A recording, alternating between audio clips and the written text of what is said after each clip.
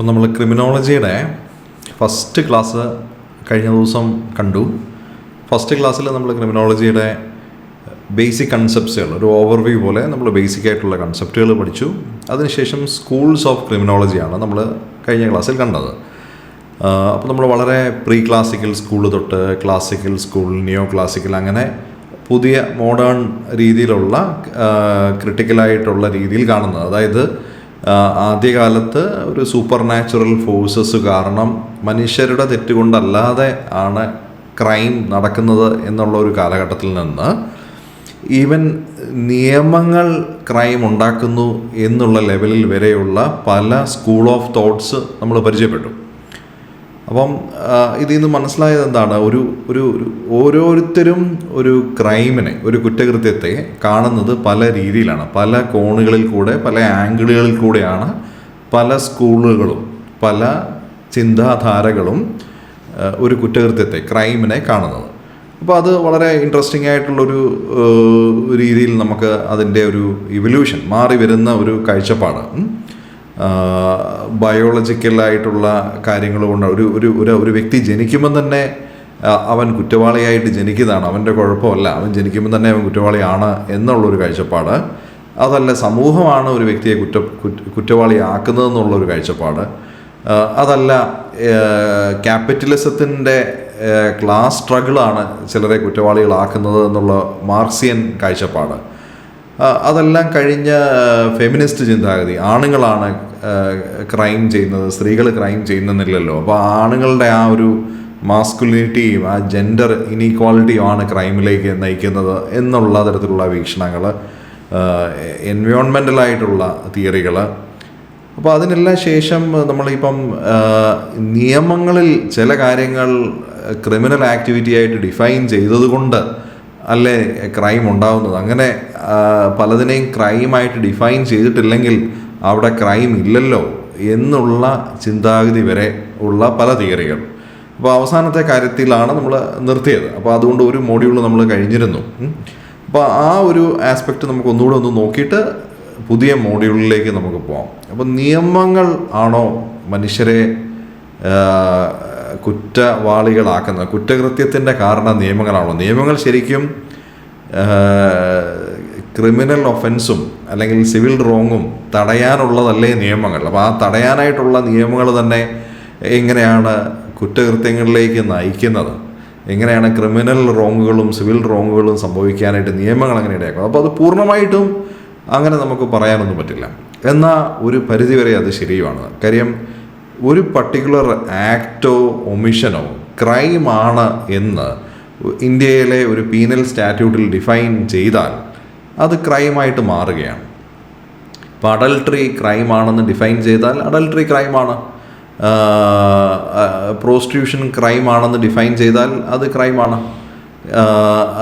അല്ലെങ്കിൽ consumption of alcohol ക്രൈമാണ് എന്ന് define ചെയ്താൽ, ഇപ്പോൾ ക്രൈം ആകുമ്പോൾ നമ്മൾ നേരത്തെ കണ്ടതുപോലെ അവിടെ ഒരു ആക്ടസ് റിയസ് ഉണ്ട്, ഒരു മെൻസ് റിയ ഉണ്ട്, അവിടെ ഇൻറ്റൻഷനുണ്ട്, നോളജ് ഉണ്ട്, അങ്ങനെയുള്ള കാര്യങ്ങളൊക്കെ ഉണ്ട്. അതേപോലെ തന്നെ ഒരു ക്രൂഷ്യലാണ് ഒരു പീനൽ സ്റ്റാറ്റ്യൂട്ടിൽ അത് ക്രൈമാണെന്ന് ഡിഫൈൻ ചെയ്യണം. ക്രൈമാണെന്ന് ഡിഫൈൻ ചെയ്താൽ അതിന് പണിഷ്മെൻ്റായിട്ട് ഇംപ്രസൺമെൻറ്റോ ഫൈൻസോ ഇത് രണ്ടും കൂടിയോ ഉണ്ടാവാം, ഈവൻ ഡെത്ത് പെനാൽറ്റി വരെ ഉണ്ടാവാം.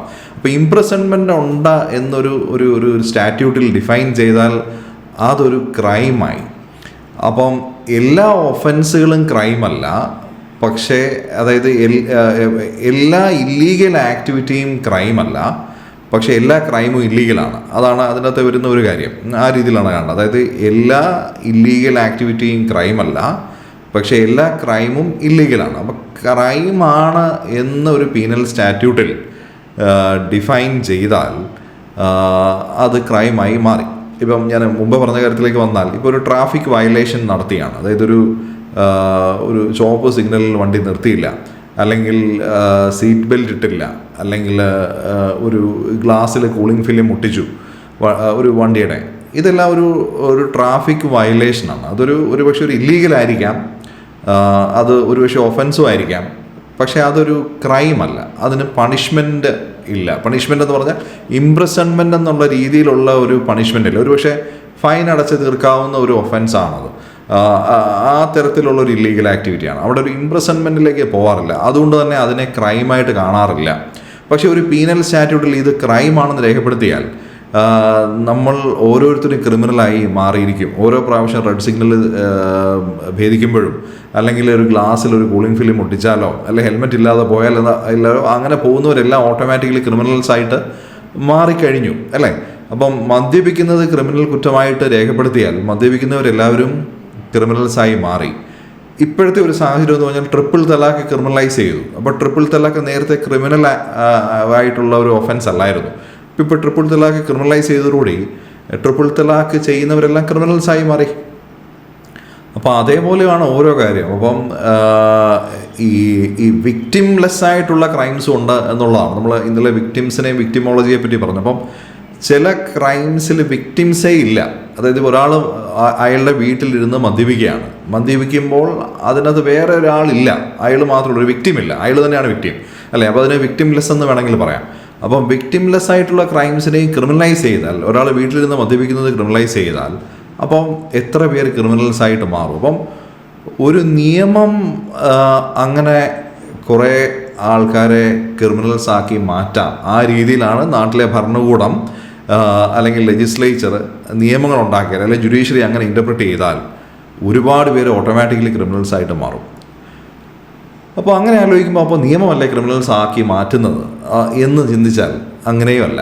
അതായത് ചില കാര്യങ്ങളിൽ മാത്രമേ ഈ ഒരു കാര്യം ആപ്ലിക്കബിൾ ആവത്തുള്ളൂ. അതായത് ചില കാര്യം ഇൻഹറൻ്റ്ലി തെറ്റാണ്.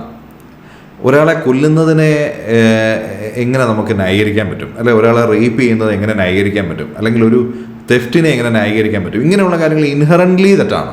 പക്ഷെ ചില കാര്യങ്ങൾ അങ്ങനെ ഇൻഹറൻ്റ്ലി തെറ്റാണോ എന്ന് പറയാനായിട്ട് ബുദ്ധിമുട്ടുണ്ടാവും. അതാണ് ഈ മദ്യപിക്കുന്ന കാര്യങ്ങൾ, അല്ലെ അഡൾട്ടറി പോലെയുള്ള കാര്യങ്ങൾ, ഹോമോസെക്ഷുവാലിറ്റി പോലെയുള്ള കാര്യങ്ങൾ, അങ്ങനെയുള്ള കാര്യങ്ങൾ ഇൻഹറൻ്റ്ലി തെറ്റാണ് എന്ന് പറയാനായിട്ട് ബുദ്ധിമുട്ടുള്ളപ്പോൾ അതൊരു നിയമം വഴി ചില രാജ്യങ്ങളിൽ അത് ക്രൈമാണെന്ന് ഡിഫൈൻ ചെയ്താൽ ആ രാജ്യത്ത് അത് ക്രൈമാണ്, അങ്ങനെ ഡിഫൈൻ ചെയ്യാത്ത രാജ്യത്ത് അത് ക്രൈമല്ല.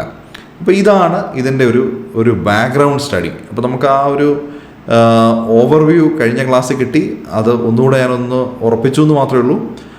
അതിനുശേഷം നമ്മൾ ഇന്നത്തെ ക്ലാസ്സിലേക്ക് കയറുകയാണ്. ഇന്നത്തെ ക്ലാസ്സിൽ നമ്മൾ ക്രിമിനോളജി ആൻഡ് പീനോളജി എന്നുള്ള സബ്ജക്റ്റിൽ നമ്മൾ നോക്കി കാണുന്നത് ഇതിൻ്റെ രണ്ടാമത്തെ മൊഡ്യൂളാണ്. നമ്മുടെ സിലബസിലെ രണ്ടാമത്തെ മൊഡ്യൂളാണ്.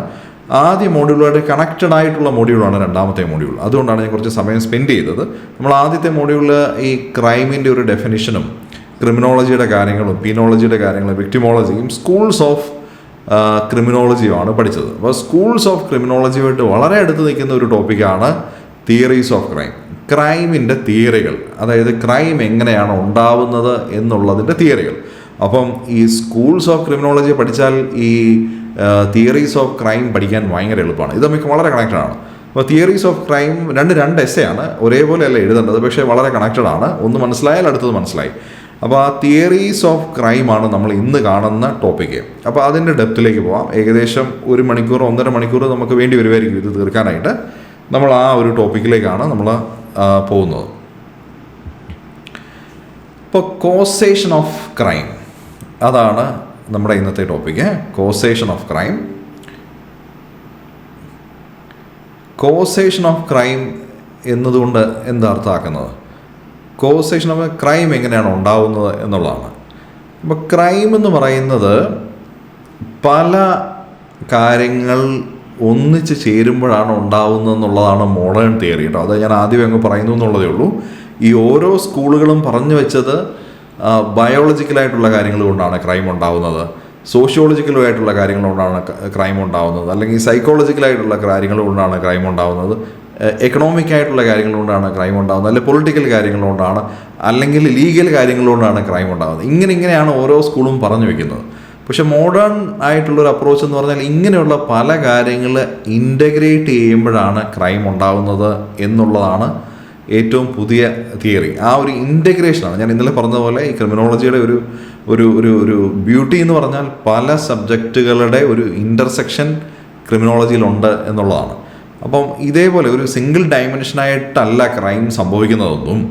ഓരോ ക്രിമിനൽസ് ഒരു ക്രൈം ചെയ്യുമ്പോൾ അവിടെ പല കാര്യങ്ങൾ, പല സ്പിയേഴ്സിലുള്ള പല ഡൈമെൻഷൻസിലുള്ള പല കാര്യങ്ങൾ ഇൻ്റർസെക്റ്റ് ചെയ്യുന്നത് കൊണ്ടാണ് അവിടെ ക്രൈം ഉണ്ടാവുന്നത് എന്നുള്ളതാണ് പുതിയ തിയറി. അങ്ങനെ ഇൻ്റർസെക്റ്റ് ചെയ്യുന്നുണ്ടെന്ന് പറയുമ്പോഴും നമ്മൾ മനസ്സിലാക്കേണ്ടത് ഇതിനകത്ത് ചിലപ്പോൾ ഏതെങ്കിലും ഒരു കാര്യത്തിന് അവിടെ കൂടുതൽ ഇൻഫ്ലുവൻസ് ഉണ്ടാവാം. എല്ലാ ഫാക്ടേഴ്സും അവിടെ ഉണ്ടാവണമെന്നില്ല. ഒരു ക്രൈമിൽ എക്കണോമിക്കും പൊളിറ്റിക്കലും സോഷ്യോളജിക്കലും സൈക്കോളജിക്കലും ബയോളജിക്കലും എല്ലാം കൂടി ഉണ്ടാവണമെന്നൊന്നും നിർബന്ധമില്ല. ചിലപ്പം അതിനകത്ത് ഓരോ ക്രൈംസിലും ചില ആംഗിളിനായിരിക്കും അവിടെ പ്രാധാന്യം. അത് നമ്മൾ തിരിച്ചറിയണം. അതായത് ഏത് ആംഗിളാണ് അവിടെ മുന്നിട്ട് നിൽക്കുന്നത്, അത് സോഷ്യോളജിക്കൽ ആംഗിളാണോ ആ ക്രൈമിൻ്റെ മുമ്പിലുള്ളത്, അതോ സൈക്കോളജിക്കൽ ആംഗിളാണോ, ബയോളജിക്കൽ ആംഗിളാണോ, എക്കണോമിക്കൽ ആംഗിളാണോ, പൊളിറ്റിക്കൽ ആംഗിളാണോ, ലീഗൽ ആംഗിളാണോ, അത് തിരിച്ചറിയാനുള്ള ഒരു യുക്തിയും വിവേകവും ഓരോ ക്രിമിനോളജിസ്റ്റിനും വേണം. അപ്പോൾ അങ്ങനെയുള്ള കാര്യങ്ങളെല്ലാം കൂടെ ചേർത്താണ് നമുക്ക് ഒരു കോസേഷൻ ഓഫ് ക്രൈം അല്ലെങ്കിൽ തിയറീസ് ഓഫ് ക്രൈം എന്നുള്ള കാര്യങ്ങൾ പഠിക്കേണ്ടത്. വളരെ ഇതിനകത്ത് ഏറ്റവും രസമുള്ള ഒരു ആസ്പെക്ട് എന്ന് പറഞ്ഞാൽ തിയറീസ് ഓഫ് ക്രൈമാണ്. എന്തുകൊണ്ടാണ് ഒരു കുറ്റം ഉണ്ടാവുന്നത് എന്നുള്ളതാണ്. അപ്പോൾ അതിനകത്ത് ബയോളജിക്കലും സൈക്കോളജിക്കലും സോഷ്യോളജിക്കലും അങ്ങനെയുള്ള കാര്യങ്ങളൊക്കെ നമുക്കൊന്ന് വീണ്ടും കാണാം. ആ സ്കൂൾസിൻ്റെ ഒരു ചെറിയ രീതിയിലുള്ള റെപ്പറ്റീഷനാണ്, എന്നാൽ അതിനേക്കാളും കുറച്ചും കൂടെ ഡെപ്തിലേക്ക് നമ്മൾ ഇവിടെ പോകുന്നുണ്ട്. അപ്പോൾ ഒരു ക്രിമിനൽ ബിഹേവിയർ ഞാൻ മുമ്പേ പറഞ്ഞതുപോലെ ഒരു കോംപ്ലക്സ് ഇൻ്റർപ്ലേ ആണ്.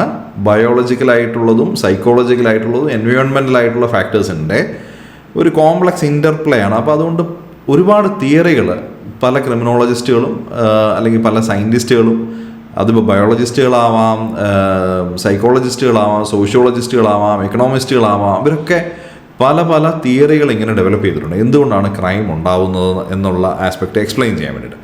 അപ്പോൾ അതിൻ്റെ അകത്ത് നമ്മൾ പ്രധാനമായിട്ട് ഇതിനെ രണ്ടായിട്ട്, ഈ തിയറികളെല്ലാം രണ്ടായിട്ട് തിരിച്ചാൽ ഒരു ക്രിമിനൽ എന്നുള്ളത് ഒരു ബൈ നേച്ചർ ഉള്ള ഒരു കാര്യമാണോ അതോ നർച്ചർ കൊണ്ട് സംഭവിക്കുന്ന കാര്യമാണോ എന്നുള്ളതാണ് പ്രധാന ഡിബേറ്റ്. ഇവിടുത്തെ ഒരു കോൺട്രവേഴ്സി അല്ലെങ്കിൽ ഒരു ഡിബേറ്റ് എന്ന് പറഞ്ഞാൽ പല കാര്യങ്ങളെ പോലെ ഇപ്പം ഇൻ്റലിജൻസ്, ഒരു വ്യക്തി എങ്ങനെ ഇൻ്റലിജൻ്റ് ആയി, അയാൾക്ക് ജനറ്റിക്കലി ജനിച്ച സമയത്ത് തന്നെ ബൈ നേച്ചർ അയാൾ ഇൻ്റലിജൻ്റ് ആവുന്നതാണോ, അതോ ജനിക്കുമ്പോൾ എല്ലാവരും തുല്യ അവസ്ഥയിൽ ജനിച്ചതിന് ശേഷം എൻവയോൺമെൻ്റലായിട്ടുള്ള ഫാക്ടേഴ്സ് വഴി, അതായത് നർച്ചർ വഴി അയാൾ ഇൻ്റലിജൻ്റ് ആവുന്നതാണോ എന്നുള്ള ഒരു ചിന്ത പലരുടെ ഇടയിലുണ്ട്. അതേപോലെ ഒരു കുറ്റവാളിയുടെ കാര്യത്തിലും ജനിക്കുമ്പോഴേ കുറ്റവാളിയായിട്ട് ജനിച്ചതാണോ അതോ പിന്നീടുള്ള എൻവയോൺമെൻ്റൽ ഫാക്ടേഴ്സ് വഴിയാണോ അയാൾ കുറ്റവാളി ആവുന്നത് എന്നുള്ളൊരു ഡിബേറ്റും ക്രിമിനോളജിയിലുണ്ട്. അപ്പോൾ നമ്മൾ ഈ ക്ലാസ് തീരുമ്പോൾ എനിക്ക് തോന്നുന്നു അതിൻ്റെ ഉത്തരവും കിട്ടും. ഒരാൾ ബൈ നേച്ചറാണോ ക്രിമിനൽ അതോ ബൈ നർച്ചറാണോ അയാൾ ക്രിമിനലായി മാറുന്നത് എന്നുള്ളതാണ്. അപ്പോൾ അങ്ങനെയുള്ള കാര്യങ്ങളൊക്കെയാണ് ഈ തിയറീസ് ഓഫ് ക്രൈമിൽ പഠിക്കുന്നത്. അപ്പം ആ തിയറീസ് ഓഫ് ക്രൈമിനെ നമുക്ക് മനസ്സിലാക്കാനുള്ള ഏറ്റവും എളുപ്പമായിട്ടുള്ളൊരു ഡയഗ്രമാണ് ഞാനിപ്പോൾ ഉൾപ്പെടുത്തിയിരിക്കുന്നത്. അപ്പോൾ ഈ ഒരു അപ്രോച്ചിലൊന്നും ആയിരിക്കണമെന്നില്ല നിങ്ങളുടെ ടെക്സ്റ്റ് ബുക്കിൽ ഇത് പറഞ്ഞു പോയിരിക്കുന്നത്. പക്ഷേ ഈ ഒരു അപ്രോച്ച് മനസ്സിലാക്കിയാൽ നമുക്ക് കുറച്ചും കൂടെ അടുക്കി പഠിക്കാം, ചിട്ടയായിട്ട് പഠിക്കാം. അപ്പോൾ അതുകൊണ്ട് ഞാൻ ചെയ്തിരിക്കുന്ന ഒരു വഴി എന്ന് പറഞ്ഞാൽ തിയറീസ് ഓഫ് ക്രൈമിനെ നമ്മളൊരു 5 തിയറിയായിട്ട് അങ്ങ് തിരിച്ചിരിക്കുകയാണ്. നമ്മൾ സ്കൂൾസ് ഓഫ് ക്രിമിനോളജിയെ 10 സ്കൂളായിട്ട് തിരിച്ചതുപോലെ തിയറീസ് ഓഫ് ക്രൈമിന് ഒരു 5 സ്കൂളായിട്ട് തിരിച്ചിരിക്കുകയാണ്. ആ 5 സ്കൂളിനും 5 തിയറികൾക്കും സബ് തിയറികളുണ്ട്. പലതിനും ഒരു 2-3 സബ് തിയറികളുടെ ഉണ്ട്. അപ്പോൾ തിയറീസ് ഓഫ് ക്രൈമിനെ 5 തിയറികളായിട്ടാണ് പ്രധാനമായും തിരിക്കുന്നത്. Biological theory, psychological theory, sociological theory, economic and political theory, അതുപോലെ മോഡേൺ തിയറി. ഇങ്ങനെ ഒരു 5 തിയറികളായിട്ട് നമുക്ക് ഡിവൈഡ് ചെയ്യാം. ഈ 5 തിയറിക്ക് അടിയിൽ വീണ്ടും സബ് ക്ലാസിഫിക്കേഷൻ ഉണ്ട് എന്ന് മനസ്സിലാക്കുക. അത് നമ്മൾ ഓരോന്നും വരുമ്പം കാണാം. അപ്പോൾ ഈ ബയോളജിക്കൽ തിയറി എന്താണെന്ന് നമ്മൾ ഏതാണ്ട് നിങ്ങൾക്ക് ഇപ്പോൾ തന്നെ ഐഡിയ ആയി. സൈക്കോളജിക്കൽ തിയറി എന്താണെന്ന് ഐഡിയ കിട്ടാത്തവർ തീർച്ചയായിട്ടും ആദ്യത്തെ വീഡിയോ കാണണം. നമ്മൾ ഈ ഒരു ടോപ്പിക്കിൽ ക്ലിയർ ഐസിൻ്റെ യൂട്യൂബ് ചാനലിൽ തന്നെ ഇതിൻ്റെ ആദ്യത്തെ വീഡിയോ ഇട്ടിട്ടുണ്ട്. ആദ്യ വീഡിയോയിൽ നമ്മൾ ഓവർവ്യൂയും സ്കൂൾസ് ഓഫ് ക്രിമിനോളജിയും പറഞ്ഞിട്ടുണ്ട്. അപ്പോൾ അതിനകത്ത് ഈ കാര്യങ്ങളെല്ലാം ബേസിക് കാര്യങ്ങൾ പറഞ്ഞു പോയിട്ടുണ്ട്. അത് കണ്ടിട്ട് വേണം ഇത് കാണാൻ. അപ്പം ഇതിനകത്ത് ഈ തിയറീസ് ഓഫ് ക്രൈം നമ്മൾ വരുമ്പോൾ നമ്മൾ ഈ 5 കാര്യങ്ങൾ biological, psychological, sociological, economic and political, അതുപോലെ മോഡേൺ തിയറികളാണ്. അപ്പോൾ അതിൽ ആദ്യം നമ്മൾ ഈ ബയോളജിക്കൽ തിയറിയിലേക്കാണ് നമ്മൾ ആദ്യം പോകുന്നത്. അപ്പോൾ ബയോളജിക്കൽ തിയറിയിലേക്ക് പോകുന്നതിന് മുൻപ് നമുക്ക് മനസ്സിലാക്കേണ്ട ഒരു കാര്യം എന്ന് പറഞ്ഞാൽ ഈ ഒരു ആസ്പെക്റ്റിൽ ഓരോന്നിൻ്റെ അകത്ത് എത്ര സബ് തിയറികളുണ്ട് എന്നുള്ളതാണ്. ബയോളജിക്കൽ തിയറിക്കകത്ത് ലംബ്രസോയുടെ തിയറി നമ്മൾ ഇന്നലെ കണ്ടിരുന്നു അല്ലേ. ബോൺ ക്രിമിനൽ തിയറി ലംബ്രസോ പറഞ്ഞിരുന്നു. ചില ഫേഷ്യൽ ഫീച്ചേഴ്സ് കൊണ്ട് നമ്മൾ പറഞ്ഞിരുന്നില്ലേ, ചരിഞ്ഞ നെറ്റി അല്ലെങ്കിൽ നീളം കൂടിയ കൈകൾ, അങ്ങനെ ചില ലക്ഷണങ്ങളുണ്ട്. ഒരു ആൾ ജനിക്കുമ്പോൾ തന്നെ ക്രിമിനലായിട്ടാണ് ജനിക്കുന്നത്. ആ ലക്ഷണം കൊണ്ട് തന്നെ തിരിച്ചറിയാൻ പറ്റുമെന്നുള്ളത് ഈ ലംബ്രസോയുടെ സ്കൂളായിരുന്നു, ലംബ്രസോയുടെ തിയറിയാണ്, അത് ബയോളജിക്കൽ തിയറിയാണ്. അതുപോലെ ഷെൽഡൻ്റെ സൊമാറ്റോ ടൈപ്പ് തിയറി, അതുപോലെ ജെനറ്റിക് ന്യൂറോളജിക്കൽ തിയറികളുണ്ട്, XYY സിൻഡ്രോം തിയറിയുണ്ട്. അങ്ങനെയുള്ള കുറേ തിയറികളെല്ലാം ബയോളജിക്കൽ തിയറിയാണ്. ഇനി സൈക്കോളജിക്കൽ തിയറികളിലേക്ക് വരുമ്പോൾ അവിടെ സിഗ്മണ്ട് ഫ്രോയിഡിൻ്റെ സൈക്കോ അനലിറ്റിക് തിയറി, അതുപോലെ പേഴ്സണാലിറ്റി ട്രെയ്റ്റ്സ് ആൻഡ് ക്രൈം എന്നുള്ള കാര്യം, broken home and childhood trauma theory, അങ്ങനെയുള്ള തിയറികൾ സൈക്കോളജിക്കൽ തിയറിയുടെ ആസ്പെക്റ്റിനകത്ത് വരും. ഇനി സോഷ്യോളജിക്കൽ പോകുമ്പോൾ നമ്മൾ ഇന്നലെ കുറച്ച് കാര്യങ്ങൾ കണ്ടിരുന്നു. സോഷ്യൽ ഡിസോർഗനൈസേഷൻ തിയറിയും സ്ട്രെയിൻ തിയറിയൊക്കെ നമ്മൾ ഇന്നലെ പറഞ്ഞു. ലേബലിംഗ് തിയറി ഇന്നലെ പറഞ്ഞിരുന്നു. അത് കുറച്ചും കൂടി ഒന്ന് വീണ്ടും നമ്മൾ കാണും. എക്കണോമിക് പൊളിറ്റിക്കൽ തിയറിയിലേക്ക് വരുമ്പോൾ മാർക്സിസ്റ്റ് തിയറി നമ്മൾ പറഞ്ഞു, അതിനെ കോൺഫ്ലിക്റ്റ് തിയറി എന്ന് വിളിക്കുമെന്ന് പറഞ്ഞു. അതേപോലെ അൺഎംപ്ലോയ്മെൻറ്റ്, ക്രൈം പോലെയുള്ള കാര്യങ്ങൾ, പൊളിറ്റിക്കൽ കറപ്ഷൻ പോലെയുള്ള കാര്യം, ക്രൈം നെക്സസ് പോലെയുള്ള കാര്യങ്ങൾ, അങ്ങനെയുള്ള കാര്യങ്ങളൊക്കെ എക്കണോമിക് പൊളിറ്റിക്കൽ തിയറിക്കകത്ത് വരുന്നത്. ഇനി മോഡേൺ തിയറി അല്ലെങ്കിൽ ഇൻ്റഗ്രേറ്റഡ് തിയറി. മോഡേൺ എന്ന് പറയുമ്പം ഇങ്ങനെയുള്ള പല കാര്യങ്ങൾ ചേർന്ന് വരുന്ന ഒരു ഇൻ്റഗ്രേറ്റഡ് അപ്രോച്ചാണ് എന്നുള്ളതാണ് മോഡേൺ തിയറി. അപ്പോൾ അതിനകത്ത് നമ്മൾ ഇന്നലെ ആ ഒരു കോൺഫ്ലിക്റ്റിൻ്റെ തിയറി കഴിഞ്ഞിട്ട് നമ്മളൊരു ക്രിട്ടിക്കൽ തിയറിയും പറഞ്ഞിരുന്നു. അത് അതാണ് നമ്മൾ തുടങ്ങിയത്. ഒരു നിയമങ്ങളാണ് ക്രൈംസ് ഉണ്ടാക്കുന്നത് എന്നുള്ള കാര്യങ്ങളൊക്കെ ഒരു മോഡേൺ അപ്രോച്ചിൻ്റെ അകത്ത് വരുന്ന കാര്യങ്ങളാണ്. അതുപോലെ ഒരു റാഷണൽ ചോയ്സ് എന്നുള്ളതുകൊണ്ട് ഒരു ഫ്രീ വില്ല് വഴി ഒരു വ്യക്തിയുടെ സ്വന്തം താല്പര്യത്തിൽ ഇൻറ്റൻഷനോടുകൂടിയാണ് ക്രൈം ചെയ്യുന്നതെന്നും അങ്ങനെയുള്ള കാര്യങ്ങളൊക്കെ പുതിയ ചിന്തയിലും അത് വന്നിട്ടുണ്ട്. അതൊരു ക്ലാസിക്കൽ പീരീഡ് തൊട്ട് അങ്ങനെ ഒരു കാഴ്ചപ്പാടുണ്ട്. അത് പുതിയ ഇതിലുണ്ട്. റാഷണൽ ചോയ്സ് തിയറി പോലെ, റൊട്ടീൻ ആക്ടിവിറ്റീസ് തിയറി പോലെ, അങ്ങനെയുള്ള കുറേ കാര്യങ്ങളെല്ലാം മോഡേൺ തിയറിയിൽ വരുന്ന ഇൻ്റഗ്രേറ്റഡ് അപ്രോച്ചാണ് മോഡേൺ തിയറിയിൽ വരുന്നത്. അപ്പോൾ ഇതിൻ്റെ ഭാഗത്ത് ഞാൻ ഇതിനെപ്പറ്റി പഠിച്ചപ്പം എനിക്ക് തോന്നിയ ചില കാര്യങ്ങൾ ഞാനൊരു തിയറി പോലെ അവതരിപ്പിക്കുന്നുണ്ട്. അത് നമുക്കിതിൻ്റെ അവസാനം കാണാം. എന്തുകൊണ്ടാണ് ക്രൈം ഉണ്ടാകുന്നതെന്ന് എൻ്റെ ഒരു വീക്ഷണവും കൂടെ, എൻ്റെ ഒരു വ്യൂ പോയിൻറ്റും കൂടെ ഞാനിതിൽ ഉൾപ്പെടുത്തിയിട്ടുണ്ട്. അതും നമുക്ക് അവസാനം ഒന്ന് ഡിസ്കസ് ചെയ്യാം, എന്തുകൊണ്ടാണ് ക്രൈം ഉണ്ടാവുന്നത് എന്നുള്ള ഒരു ആംഗിൾ. അപ്പോൾ നമുക്കിത് ഓരോരോ സ്കൂളുകളായിട്ട് കാണാം. അപ്പം ഇതിലേക്ക് പോകുമ്പോൾ നമ്മൾ ആദ്യം ഞാൻ ഇന്നലെ പറഞ്ഞതുപോലെ ഓരോ തിയറികളും ഒരു നാരോ വ്യൂ പോയിൻ്റാണ്. ഇന്ന കാര്യം കൊണ്ടാണ് ക്രൈം എന്നുള്ളതിൻ്റെ ഒരു ഇടുങ്ങിയ ചിന്താഗതിയാണ് ഓരോ തിയറികളും. മോഡേൺ തിയറി ആകുമ്പോഴാണ് ഈ ഓരോ ഇടുങ്ങിയ ചിന്താഗതികളെല്ലാം കൂടെ ചേർത്ത് വെച്ചിട്ട് കുറച്ചും കൂടെ വലിയ ബൃഹത്തായ ഒരു ചിന്താഗതിയിലേക്ക് വരുന്നത്. അപ്പോൾ നമ്മൾ ആദ്യം ഈ ചെറിയ ലെൻസിൽ കൂടെ, ഒരു ചെറിയ ബൈനോക്കുലറിൽ കൂടെ നോക്കുമ്പോൾ നമ്മൾ ആദ്യം കാണുന്നത് എന്തൊക്കെയാണ്, ആ ഒരു വ്യൂ പോയിന്റുകൾ മാത്രം, ഓരോരോ വ്യൂ പോയിന്റുകൾ കാണുക. അതിനുശേഷം ഇതെല്ലാം കൂടെ ചേർത്ത് വെച്ചിട്ടുള്ള ഒരു വ്യൂ പോയിന്റ് നമുക്ക് അവസാനം കാണുക. അതാണ് നമ്മൾ വരുന്നത്. അപ്പോൾ ആദ്യത്തെ ആസ്പെക്റ്റ് നമുക്ക് നോക്കാം. Biological theory. ബയോളജി എന്ന് പറഞ്ഞാൽ എന്താണ്? ജീവശാസ്ത്രം അല്ലേ. അപ്പം ഈ തിയറികൾ പറയുന്നതെന്ന് പറഞ്ഞാൽ ഒരു വ്യക്തി ഒരു കുറ്റവാളിയായി മാറുന്നത് അല്ലെങ്കിൽ ഒരു കുറ്റകൃത്യം ചെയ്യുന്നതിന് അയാളുടെ ജീവശാസ്ത്രം തന്നെ കാരണമാണ്. ജനിക്കുമ്പോഴേ കുറ്റവാളിയാവാനുള്ള ചില കാര്യങ്ങൾ അയാളിലുണ്ട്. അത് അയാളുടെ ജീനുകളാവാം, ജനിതകമായ കാര്യങ്ങൾ ആവാം, അത് ജനറ്റിക് കാര്യങ്ങളാവാം, ന്യൂറോളജിക്കൽ ആയിട്ടുള്ള കാര്യങ്ങളാവാം, അല്ലെങ്കിൽ സൈക്കോളജിക്കലായിട്ടുള്ള കാര്യങ്ങളാവാം. ഈവൻ സൈക്കോളജിയും ബയോളജിയുടെ ഒരു സബ് ബ്രാഞ്ച് അല്ലേ. അപ്പോൾ ജനറ്റിക്കോ ന്യൂറോളജിക്കൽ എന്ന് പറഞ്ഞാൽ ഈ ബ്രെയിനുമായിട്ടും സ്പൈനൽ കോഡുമായിട്ടൊക്കെ ബന്ധപ്പെട്ട തരത്തിലുള്ള കാര്യങ്ങൾ കൊണ്ടാവാം. അല്ലെങ്കിൽ സൈക്കോളജി അല്ല, ഫിസിയോളജി എന്ന് പറഞ്ഞാൽ എന്താണ്? നമ്മുടെ ശരീരത്തിലെ പ്രോസസ്സുകളുമായിട്ട് ബന്ധപ്പെട്ട കാര്യങ്ങൾ. അപ്പോൾ ഫിസിയോളജിക്കലായിട്ടുള്ള ഫാക്ടേഴ്സും ഒക്കെ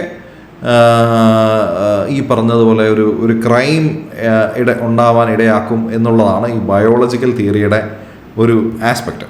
അതിൽ ലംബ്രസോയുടെ തിയറി നമ്മൾ ഇന്നലെ പറഞ്ഞു, എന്നാലും വീണ്ടും പറയാം. ബോൺ ക്രിമിനൽ തിയറി എന്നുള്ളതാണ് ലംബ്രസോയുടെ തിയറി. ഇത് ബയോളജിക്കൽ തിയറിയുടെ ഒരു സബ് തിയറിയാണ്. അപ്പോൾ സിസേർ ലംബ്രസോ പറയുന്ന ഒരു ഇറ്റാലിയൻ ക്രിമിനോളജിസ്റ്റ് ആയിരുന്നു. അപ്പം ഇദ്ദേഹം പറയുന്നത് ക്രിമിനൽസിന് ചില ബയോളജിക്കൽ ഡിഫക്ട്സ് ഉണ്ടാവും. അവർ ജനിക്കുമ്പോൾ തന്നെ ആ ഡിഫക്ട്സോടുകൂടി ജനിക്കുന്നതുകൊണ്ട് തന്നെ അവർ കുറ്റം ചെയ്യാനുള്ള സാധ്യത ഭയങ്കര കൂടുതലാണ്. അതുകൊണ്ട് തന്നെ കുറ്റവാളികളെ അതുകൊണ്ട് അവർ ജനിക്കുമ്പോൾ തന്നെ ചില പ്രത്യേക ലക്ഷണങ്ങളോടുകൂടി ജനിക്കുന്നതുകൊണ്ട് അവരെ കാഴ്ചയിൽ തന്നെ തിരിച്ചറിയാവുന്നതും ആ കാഴ്ചയിൽ തിരിച്ചറിയാവുന്നതുകൊണ്ട് തന്നെ അവരെ പെട്ടെന്ന് കുറ്റവാളികളാണെന്ന് ഐഡൻറ്റിഫൈ ചെയ്യാൻ സാധ്യതയുണ്ട്. ചെറുപ്പത്തിൽ തന്നെ കുറ്റവാളികളെ പ്രൊഫൈൽ ചെയ്ത് മാറ്റാം എന്നുള്ളതാണ് ഈ ഒരു കാര്യം. അപ്പോൾ അതിനകത്ത് അവരുടെ ലക്ഷണങ്ങളായിട്ട് ഞാൻ പറഞ്ഞതുപോലെ ചരിഞ്ഞ നെറ്റി, വലിയ താടിയെല്ലുകൾ, നീളം കൂടിയ കൈകൾ, അങ്ങനെയുള്ള കാര്യങ്ങളൊക്കെയാണ്. അപ്പോൾ അത് അവരുടെ ഒരു ബ്രെയിനിൽ ജനിക്കുമ്പോൾ തന്നെയുള്ള ചില മാറ്റങ്ങളാണ് അത്, അല്ലെങ്കിൽ അവരുടെ ബോഡിയിൽ തന്നെ വരുന്ന മാറ്റങ്ങളാണ് എന്നുള്ളതാണ്. അപ്പോൾ അതുകൊണ്ട് അവരുടെ ഒരു ഇമ്പൾസ്, അവർക്ക് ആദ്യം തോന്നുന്ന ഒരു കാര്യം അത് കൺട്രോൾ ചെയ്യാൻ പറ്റാതെ അവർ വയലൻറ്റ് ബിഹേവിയറിലേക്ക് വരുന്നുണ്ട്. അപ്പോൾ ഒരു ബ്രെയിൻ അബ്നോർമാലിറ്റി അവർക്കുണ്ടെന്നും അവരുടെ ഫ്രണ്ടൽ കോർട്ടെക്സ് എന്ന് പറഞ്ഞാൽ നെറ്റിയുടെ ഈ ഒരു ഭാഗത്ത് ഡാമേജ് സംഭവിക്കുന്നത് കൊണ്ടാണ് അവരെങ്ങനെ ബിഹേവ് ചെയ്യുന്നതെന്നും ഒക്കെയുള്ള തിയറിയാണ് ഈ ലംബ്രസോയുടെ ബോൺ ക്രിമിനൽ തിയറി. പക്ഷേ ഇതിനിപ്പോൾ ഒരു ശാസ്ത്രീയമായ ഒരു അടിത്തറ ഇല്ലാത്തൊരു തിയറിയാണ്, ഞാനതും ഇന്നലെ പറഞ്ഞിരുന്നു. ഇനി ഷെൽഡൻ്റെ സൊമാറ്റോടൈപ്പ് തിയറി, ഇത് നമ്മൾ ഇന്നലെ ഡിസ്കസ് ചെയ്യാത്ത ഒരു കാര്യമാണ്. ഷെൽഡൻ്റെ സൊമാറ്റോടൈപ്പ് തിയറി എന്ന് പറഞ്ഞാൽ എന്താണ്? ഷെൽഡൻ്റെ സൊമാറ്റോടൈപ്പ് തിയറിയിൽ വില്യം ഷെൽഡൻ എന്നുള്ള സയൻറ്റിസ്റ്റ് പറയുന്ന കാര്യങ്ങളാണ്. അപ്പോൾ അദ്ദേഹം ആളുകളെ 3 ബോഡി ടൈപ്പിലേക്ക് തിരിച്ചു.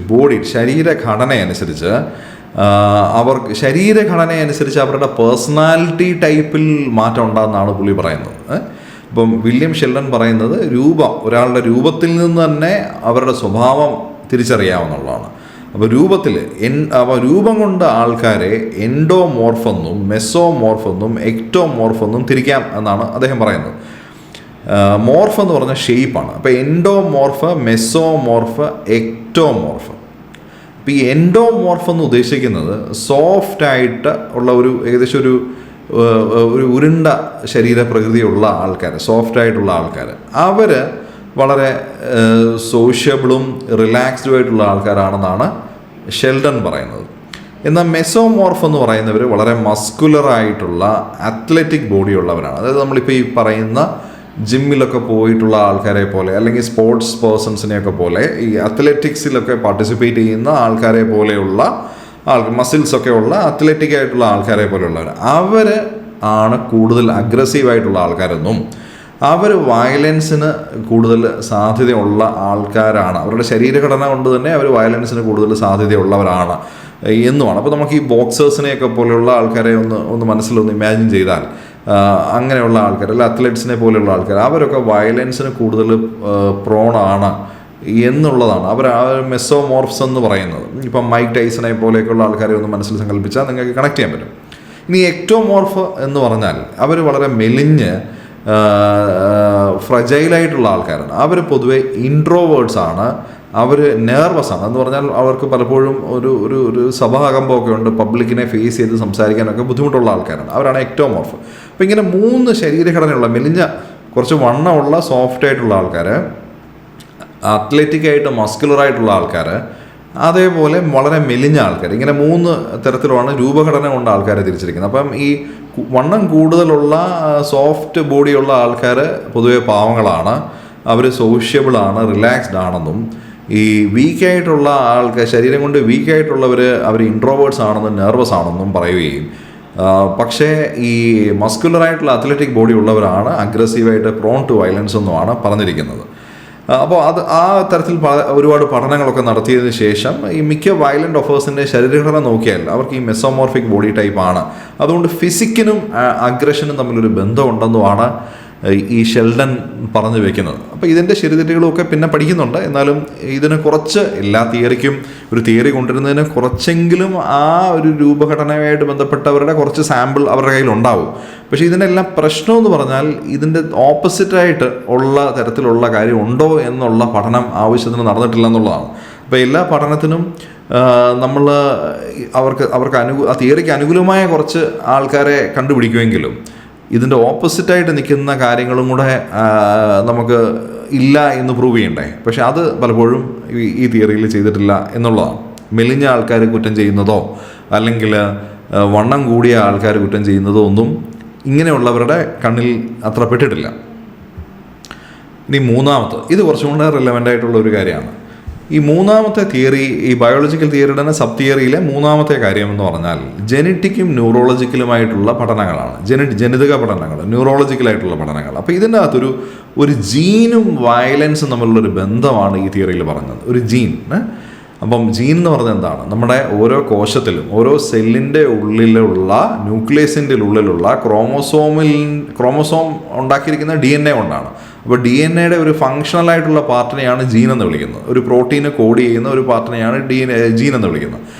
അപ്പോൾ അങ്ങനെ ഒരു പർട്ടിക്കുലർ ജീൻ MAOA എന്ന് പറയുന്ന ഒരു gene, MAOA gene, MAO A എന്നും പറയാറുണ്ട്, MAOA എന്നാണ് പൊതുവെ പറയാറുള്ളത്. അപ്പോൾ ആ ജീനെ വാരിയർ ജീൻ എന്നാണ് ഒരു നിക്നെയിം ഉള്ളത്. അപ്പോൾ ഈ വാരിയർ ജീനിൽ എന്തെങ്കിലും അബ്നോർമാലിറ്റി ഉള്ളവർ പലപ്പോഴും അഗ്രസീവ് ബിഹേവിയർ കാണിക്കാറുണ്ട്. അപ്പോൾ ആ ഒരു കാര്യമാണ് ഇപ്പോഴത്തെ പുതിയ പഠനത്തിൽ. അപ്പോൾ ഈ വാരിയർ ജീനിൽ അബ്നോർമാലിറ്റി ഉണ്ടെങ്കിൽ പലപ്പോഴും അവരിലുള്ള ന്യൂറോ ട്രാൻസ്മിറ്റേഴ്സ് ആയിട്ടുള്ള ഇപ്പം സെറട്ടോണിൻ, ഡോപ്പമിൻ എന്നൊക്കെ പറയുന്ന കാര്യങ്ങളിൽ വരുന്ന മാറ്റങ്ങളും അല്ലാതെയുള്ള ചില എൻസൈമുകളിൽ വരുന്ന മാറ്റങ്ങളും ഒക്കെ കാരണം അവർ കൂടുതൽ അഗ്രഷനും റിസ്ക് ടേക്കിങ്ങും കാണിക്കാറുണ്ട്. അപ്പോൾ അതൊരു ജെനറ്റിക് ലെവലിൽ തന്നെ പ്രശ്നം ഇരിക്കുന്നു എന്ന് പറയുന്നതാണ് ഈ ജെനറ്റിക് സ്റ്റഡീസ്. അപ്പോൾ അത് മനസ്സിലായെന്ന് വിചാരിക്കുന്നു. Some studies indicate that genes related to dopamine and serotonin affects aggression and risk taking. അതിൻ്റെ എക്സാമ്പിളാണ് ഈ MAOA ജീൻസ്. അപ്പോൾ പ്രത്യേകിച്ചും അവർ ചെറുപ്പത്തിൽ ഈ ജീൻ ഉള്ള ആൾക്കാർ, ഈ MOA ജീനിൽ എന്തെങ്കിലും പ്രശ്നം ഉള്ള ആൾക്കാർ, ആ MOA ജീൻ നോർമൽ അല്ലാത്ത രീതിയിൽ ഉള്ള ആൾക്കാർ, അവർക്ക് ചെറുപ്പത്തിൽ എന്തെങ്കിലും ഒരു ട്രോമയും കൂടെ വരുവാണെങ്കിൽ, ചെറുപ്പത്തിൽ തന്നെ അവർക്കൊരു മോശം ട്രീറ്റ്മെൻറ്റ് വരുവാണെങ്കിൽ അവർ പിന്നീട് വയലൻസ് കൂടുതലായിട്ട് കാണിക്കാനുള്ള സാധ്യതയുണ്ട്. അതാണ് ഈ ബയോളജിക്കൽ സ്റ്റഡീസ് പറയുന്നത്. അപ്പം ഇത് പൂർണ്ണമായും തെറ്റല്ല. അപ്പോൾ ഈ തിയറികളിലെല്ലാം കുറേ ശരികളുണ്ട്. അപ്പോൾ ഇത് കുറച്ച് വ്യക്തികളുടെ കേസിലെങ്കിലും ഇത് ശരിയുമാണ്, എല്ലാവരുടെയും കേസിൽ ശരിയല്ലെങ്കിലും കുറേ വ്യക്തികളുടെ കേസിലെങ്കിലും ഇത് ശരിയാണ്. അപ്പോൾ അത് അവിടെ അങ്ങനെ തന്നെ മനസ്സിലാക്കണം. അപ്പോൾ ഈ ബയോളജിക്കൽ തിയറിക്ക് കുറേ സയൻറ്റിഫിക് ബേസിസ് ഉണ്ട്, എന്നാൽ 100% ഇത് മാത്രമല്ല റീസൺ, ഇതിന് പുറമേ റീസൺസ് ഉണ്ട്. അപ്പോൾ അങ്ങനെയാണല്ലോ. ഇപ്പോൾ നമ്മൾ ഒരു കെട്ടിടം എടുക്കുക, കെട്ടിടം ഒരു ചോർച്ചയുള്ള ഒരു കെട്ടിടമാണെന്ന് വിചാരിക്കുക. ചോർച്ചയുള്ള കെട്ടിടത്തിൽ നമ്മൾ വെള്ളം ചോരാനുള്ള കാരണമാണെന്ന് വിചാരിച്ച് ഒരു ഓട്ട പോയി അടച്ചു. അപ്പോൾ ഓരോ ഓട്ട അടച്ചപ്പോൾ നമ്മൾ വിചാരിക്കുന്നത് വെള്ളം ചോർച്ച നിൽക്കുമെന്നാണ്, പക്ഷെ പിന്നെയും വെള്ളം ചോരുന്നുണ്ട്. അപ്പോൾ അതിന് കാരണം എന്താ? അവിടെ വേറെയും വെള്ളം ചോരാനുള്ള മറ്റു കാര്യമുണ്ട്. ചിലപ്പോൾ വേറൊരു ഓട്ടയായിരിക്കാം, മറ്റൊരു ദ്വാരമായിരിക്കാം. അപ്പോൾ അങ്ങനെ ദ്വാരമായിരിക്കാം, അല്ലെങ്കിൽ വേറെ ഷീറ്റിൻ്റെ പ്രശ്നമായിരിക്കാം, അല്ലെങ്കിൽ ഓട് പൊട്ടിയതായിരിക്കാം, അല്ലെങ്കിൽ പാത്തിയുടെ പ്രശ്നമായിരിക്കാം. അപ്പം മൾട്ടിപ്പിൾ റീസൺസ് ഉള്ളപ്പോൾ നമുക്ക് അതിൽ ഒരു റീസൺ മാത്രം കൊണ്ട് പ്രശ്നം അതുകൊണ്ടാണ് പ്രശ്നമെന്ന് പറയാൻ പറ്റത്തില്ല. അപ്പോൾ അതേപോലെയാണ് ഇവിടുത്തെ കാര്യം. ഒരു ക്രിമിനൽ ഉണ്ടാവാൻ ചിലപ്പോൾ ഒരു കാര്യം ഉണ്ടാവുള്ളൂ. അപ്പോൾ ആ ക്രിമിനലിൻ്റെ കേസ് ചിലപ്പോൾ ഒരു കാര്യം ഉണ്ടാവുള്ളൂ, മറ്റൊരു ക്രിമിനലിന് ഉണ്ടാവാനുള്ള കാര്യം ചിലപ്പോൾ വേറെ ആയിരിക്കാം. ചിലപ്പോൾ ഈ ഒരു ക്രിമിനൽ തന്നെ ഒന്നിൽ കൂടുതൽ കാരണം കൊണ്ടായിരിക്കാം അയാളുടെ ഒരു ക്രിമിനൽ സ്വഭാവം കാണിക്കുന്നത്. അപ്പോൾ അത് ഓരോന്നും നമ്മൾ മനസ്സിലാക്കുക എന്നുള്ളതാണ്. അപ്പം ബയോളജിക്കൽ തിയറികൾ പലതും ശരി തന്നെയാണ്, ചിലത് തെറ്റുമാണ്. എന്നാൽ അതിൻ്റെ ഒരു പ്രാധാന്യം നമുക്ക് തള്ളിക്കളയാൻ പറ്റത്തില്ല. അതിന് അതിൻ്റെതായ ഒരു സിഗ്നിഫിക്കൻസ് ഉണ്ട്. അപ്പം അതാണ് നമ്മൾ ഇതിനകത്തൊന്ന് മനസ്സിലാക്കേണ്ടത്. ഇനി ബയോളജിക്കൽ തിയറിയിലെ നാലാമത്തെ ഒരു സബ് തിയറിയാണ് XYY തിയറി. അപ്പം ഓരോ വ്യക്തിയുടെ ശരീരത്തിൽ 46 ക്രോമോസോമാണ് ഉള്ളത്. ആ 46 ക്രോമോസോമിൽ 23 ക്രോമോസോം അച്ഛൻ്റെ കയ്യിൽ നിന്നും 23 ക്രോമോസോം അമ്മയുടെ കയ്യിൽ നിന്നുമാണ് വരുന്നത്. അപ്പോൾ ഓരോ കോശത്തിലും ഓരോ സെല്ലിലും ഈ 46 ക്രോമോസോം വീതമാണ് ഓരോ വ്യക്തിക്കും ഉള്ളത്. അപ്പോൾ ഈ 46 ക്രോമോസോമിൽ 2 ക്രോമോസോമിനെ നമ്മൾ സെക്സ് ക്രോമോസോം എന്നാണ് വിളിക്കുന്നത്. അപ്പോൾ ഒരു സ്ത്രീ ആണെങ്കിൽ XX ക്രോമോസോമും, അമ്മയുടെ കയ്യിൽ നിന്ന് X ക്രോമോസോമും അച്ഛൻ്റെ കയ്യിൽ നിന്ന് X ക്രോമോസോമും, അതുപോലെ മെയിൽ ആണെങ്കിൽ അമ്മയുടെ കയ്യിൽ നിന്ന് X ക്രോമോസോമും അച്ഛൻ്റെ കയ്യിൽ നിന്ന് Y ക്രോമോസോമുമാണ് വരുന്നത്. അപ്പോൾ അവരുടെ 46 ക്രോമോസോമിൽ ഒന്നുകിൽ സെക്സ് ക്രോമോസോം എടുത്തു കഴിഞ്ഞാൽ XXും അല്ലെങ്കിൽ YY, പുരുഷനാണെങ്കിൽ YY ആയിരിക്കും ഉണ്ടാവുന്നത്. അപ്പോൾ ഇതാണ് നോർമൽ കേസ്. പക്ഷേ ഏതെങ്കിലും വ്യക്തിയുടെ സെല്ലിൽ XY, പ്രത്യേകിച്ചും ആണുങ്ങളായിട്ടുള്ള ആൾക്കാരുടെ സെല്ലിൽ XY ക്രോമോസോമിന് കൂടാതെ ഒരു അഡീഷണലായിട്ടൊരു Y ക്രോമോസോമും കൂടെ വന്നിട്ടുണ്ടെങ്കിൽ അങ്ങനെയുള്ളവർ കൂടുതൽ അഗ്രസീവ് ആയിരിക്കും എന്നുള്ളതാണ് ഈ തിയറി. XYY ക്രോമോസോമസ് ഉള്ള കാര്യം, ഒരു അഡീഷണൽ Y എന്ന് പറയുന്ന ക്രോമോസോം ഉള്ളത് കൊണ്ടാണ് ഒരു വ്യക്തി പുരുഷനായി മാറുന്നത്. പുരുഷന്മാരാണ് കൂടുതൽ ക്രിമിനൽ സ്വഭാവം കാണിക്കുന്നതെന്നുള്ളതാണ് ഇതുവരെയുള്ള പഠന രീതികളിൽ കാണുന്നത്. ജയിലുകളിൽ നോക്കിയാലും ഞാൻ ഇന്നലെ പറഞ്ഞ പോലെ ഒരു 80-90% പുരുഷന്മാരാണ്. സ്ത്രീകളും കുറ്റവാളികളുണ്ട് എങ്കിൽ പോലും പുരുഷന്മാർ കൂടുതൽ അഗ്രഷനും വയലൻസും ഒക്കെ കാണിക്കുന്നതുകൊണ്ട് നമ്മൾ കണ്ടിട്ടുണ്ട്. അപ്പം അതാണ് ഒരു ഫെമിനിസ്റ്റ് തിയറി, അത് തന്നെയാണ് പറയുന്നത്. അപ്പം ആ ഒരു കാര്യത്തിൻ്റെ ഒരു കാരണം പുരുഷനാവാനുള്ള കാരണം തന്നെ ഒരു Y ക്രോമസോമാണ്. അപ്പോൾ ഒരു Y ക്രോമസോം കൊണ്ട് പുരുഷന്മാർ കുറ്റവാളികളായി മാറുന്നു, അവർ വയലൻസ് സ്വഭാവം കാണിക്കുന്നു, അവർ അഗ്രഷൻ കാണിക്കുന്നു. അപ്പോൾ ഒരു Y ക്രോമസോമിൻ്റെ സ്ഥലത്ത് അഡീഷണലായിട്ട് ഒരു Y ക്രോമസോം കൂടെ ഉണ്ടെങ്കിലോ, ഇപ്പോൾ 2 Y ക്രോമസോം ഉണ്ടെങ്കിൽ അവർ കൂടുതൽ പ്രശ്നക്കാരായി മാറില്ലേ? അതാണ് ഈ തിയറി, XYY സിൻഡ്രോം തിയറി. അപ്പം അങ്ങനെ ഉള്ള കാര്യങ്ങൾ. അപ്പോൾ അത് ചില സീരിയൽ കില്ലേഴ്സിനെയൊക്കെ കാണുമ്പോൾ അവർക്ക് അങ്ങനത്തെ അബ്നോർമാലിറ്റീസ് ശ്രദ്ധയിൽപ്പെട്ടിട്ടുണ്ട്. അങ്ങനെ വരുമ്പോൾ അവരുടെ ഫ്രണ്ടൽ ലോബിൽ, തലച്ചോറിൻ്റെ ഫ്രണ്ടൽ ലോബിൽ അങ്ങനെയുള്ള അബ്നോർമാലിറ്റീസ് വരുന്നതുകൊണ്ട് അവർക്കൊരു ഇമ്പൾസിനെ കൺട്രോൾ ചെയ്യാൻ പറ്റുന്നില്ല. പെട്ടെന്ന് തോന്നുന്ന ഒരു കാര്യം അവർ ചെയ്തു കളയും. അപ്പോൾ അങ്ങനെയുള്ള കാര്യങ്ങളാണ്. അപ്പോൾ അതാണ് അതിൻ്റെ ഒരു കാര്യം. അപ്പോൾ ഇതാണ് ബയോളജിക്കൽ തിയറിയുടെ ഒരു കാര്യം. അപ്പോൾ അത് ജനിക്കുമ്പോൾ തന്നെ അങ്ങനെയുള്ള കാര്യങ്ങളാണ്. ബൈ നേച്ചർ തന്നെ ആൾക്കാർ ക്രിമിനൽസ് ആണ് എന്ന് പറയുന്ന ഒരു ആംഗിളാണ് ഈ ബയോളജിക്കൽ തിയറി. എന്നാൽ മോഡേൺ ആയിട്ടുള്ള ക്രിമിനോളജിസ്റ്റുകൾ ഈ ബയോളജിക്കൽ തിയറിയുടെ ഒരു സിഗ്നിഫിക്കൻസിനെ അവരത്ര കണ്ട് പരിഗണിക്കുന്നില്ല. അത് വളരെ സിഗ്നിഫിക്കൻ്റ് അല്ല എന്നുള്ളതാണ് അവർ പറയുന്നത്. കൂടുതലും ഒരു സോഷ്യൽ ഇൻഫ്ലുവൻസാണ്. അത് സമൂഹമാണ് ഒരാളെ കുറ്റവാളിയാക്കി മാറ്റുന്നത് എന്നുള്ളതാണ് അവരുടെ ഒരു കാഴ്ചപ്പാട്. ഇത് ബയോളജിക്കലായിട്ടുള്ള കാര്യങ്ങളുടെ ഇൻഫ്ലുവൻസ് കുറവും, കൂടുതൽ ഇൻഫ്ലുവൻസ് സൊസൈറ്റിക്കുമാണ് എന്നുള്ളതാണ്. നർച്ചറാണ് ഒരാളെ കുറ്റവാളിയായി മാറ്റുന്നത് എന്നുള്ളതാണ് മോഡേൺ സയൻസ് പറയുന്നത്. ഒരു ബ്ലാങ്ക് സ്ലേറ്റിലല്ല എല്ലാവരും തുടങ്ങുന്നതെങ്കിൽ പോലും കൂടുതൽ പ്രശ്നം നേച്ചറല്ല, നർച്ചറാണ് എന്നുള്ളതാണ് പുതിയ തിയറി. അപ്പോൾ അതിലേക്ക് വരുന്നതിന് മുമ്പ്, സോഷ്യോളജിക്കൽ തിയറികളിലേക്ക് വരുന്നതിന് മുമ്പ് നമുക്ക് ഇതിൻ്റെ രണ്ടിൻ്റെ ഇടയ്ക്ക് കിടക്കുന്ന ഒരു തിയറിയാണ് സൈക്കോളജിക്കൽ തിയറി. സൈക്കോളജിക്കൽ തിയറി മനഃശാസ്ത്രപരമായിട്ടുള്ള ഒരു സമീപനം വെച്ച് നോക്കും. അത് ബയോളജിയുടെ ഒരു എക്സ്റ്റൻഷനാണ്, പക്ഷേ മനസ്സിനെയാണ് കൂടുതലായിട്ട് പഠിക്കുന്നത്. അപ്പോൾ ഓരോരുത്തരും മനസ്സിൻ്റെ ഒരു പ്രവർത്തനം കൊണ്ടാണല്ലോ ഓരോരുത്തരും ഓരോ പ്രവൃത്തി ചെയ്യുന്നതും ചെയ്യാതിരിക്കുന്നതും.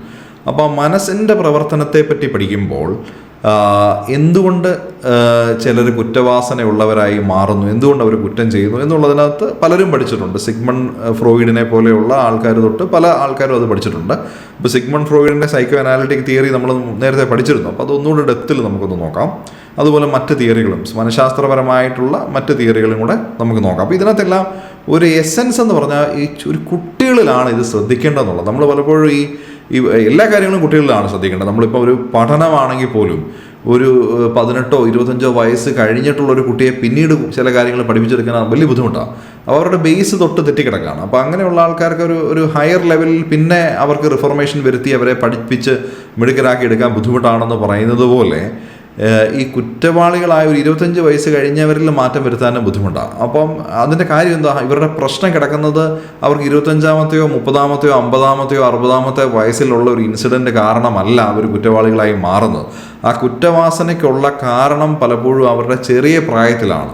2 വയസ്സും 3 വയസ്സും 5 വയസ്സും 7 വയസ്സും 10 വയസ്സും ഒക്കെ ഉള്ള സമയത്ത് അവർക്ക് വരുന്ന അനുഭവങ്ങളിൽ കൂടെയാണ് അവർ പലപ്പോഴും കുറ്റവാളികളായി മാറുന്നത്. അതുകൊണ്ട് തന്നെ നമ്മൾ ഇനി ഇവിടെ ഇന്ത്യയിലോ ലോകത്തിലോ കുറ്റകൃത്യങ്ങൾ കുറയ്ക്കാനാണ് നമ്മുടെ ആഗ്രഹമെങ്കിൽ നമ്മൾ ശ്രദ്ധിക്കേണ്ടത് ഏറ്റവും ചെറിയ തലമുറയാണ്, അടുത്ത തലമുറയാണ് നമ്മൾ ശ്രദ്ധിക്കേണ്ടത്. അപ്പോൾ അവിടെയാണ് നമ്മൾ മാറ്റങ്ങൾ കൊണ്ടുവരേണ്ടത്.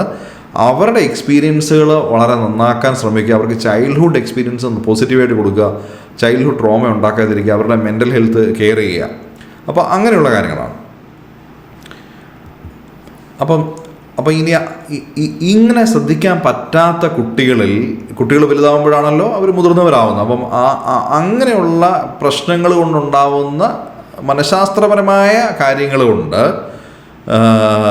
അത് മനഃശാസ്ത്രമായ പല കാര്യങ്ങൾ എന്ന് പറയുമ്പോൾ അത് ചിലപ്പം അവിടെയും ഈ പറഞ്ഞ ജനിക്കുമ്പോൾ തന്നെ ഉള്ള ജനറ്റിക് പ്രശ്നങ്ങളുണ്ടോ അല്ലാതെയോ മെൻ്റൽ ഡിസോർഡേഴ്സ് ഉള്ളവരോ അല്ലെങ്കിൽ മെൻ്റലി ഉള്ള മാറ്റങ്ങൾ, മറ്റാൾക്കാരിൽ നിന്നുള്ള വ്യത്യാസങ്ങളുള്ളവർ, അവരുടെ മൈൻഡിലുള്ള ആ ഒരു ചേഞ്ച്, അപ്പോൾ അതുകൊണ്ട് വരുന്ന പ്രശ്നങ്ങളെപ്പറ്റി പഠിക്കുമ്പോൾ പല തിയറികളുണ്ട്. അപ്പോൾ അതിൽ ആദ്യത്തെ പ്രധാനപ്പെട്ട തിയറി സിഗ്മണ്ട് ഫ്രോയിഡിൻ്റെ, ഫാദർ ഓഫ് സൈക്കോളജി എന്നറിയപ്പെടുന്ന സിഗ്മണ്ട് ഫ്രോയിഡിൻ്റെ സൈക്കോ അനാലിറ്റിക് തിയറി നമ്മൾ ഇന്നലെ പറഞ്ഞു. അതിൻ്റെ കുറച്ചൊരു ഡെപ്തിലാണ് നമ്മൾ ഇന്ന് നോക്കുന്നത്. ഇപ്പോൾ സിഗ്മണ്ട് ഫ്രോയിഡ് പറയുന്നത് മനുഷ്യൻ്റെ ബിഹേവിയർ എന്ന് പറഞ്ഞാൽ എന്താ, മനുഷ്യൻ പുറമേ കാണിക്കുന്ന പെരുമാറ്റമാണല്ലോ ബിഹേവിയർ, അത് പുറത്തോട്ട് വരുന്നതാണ്.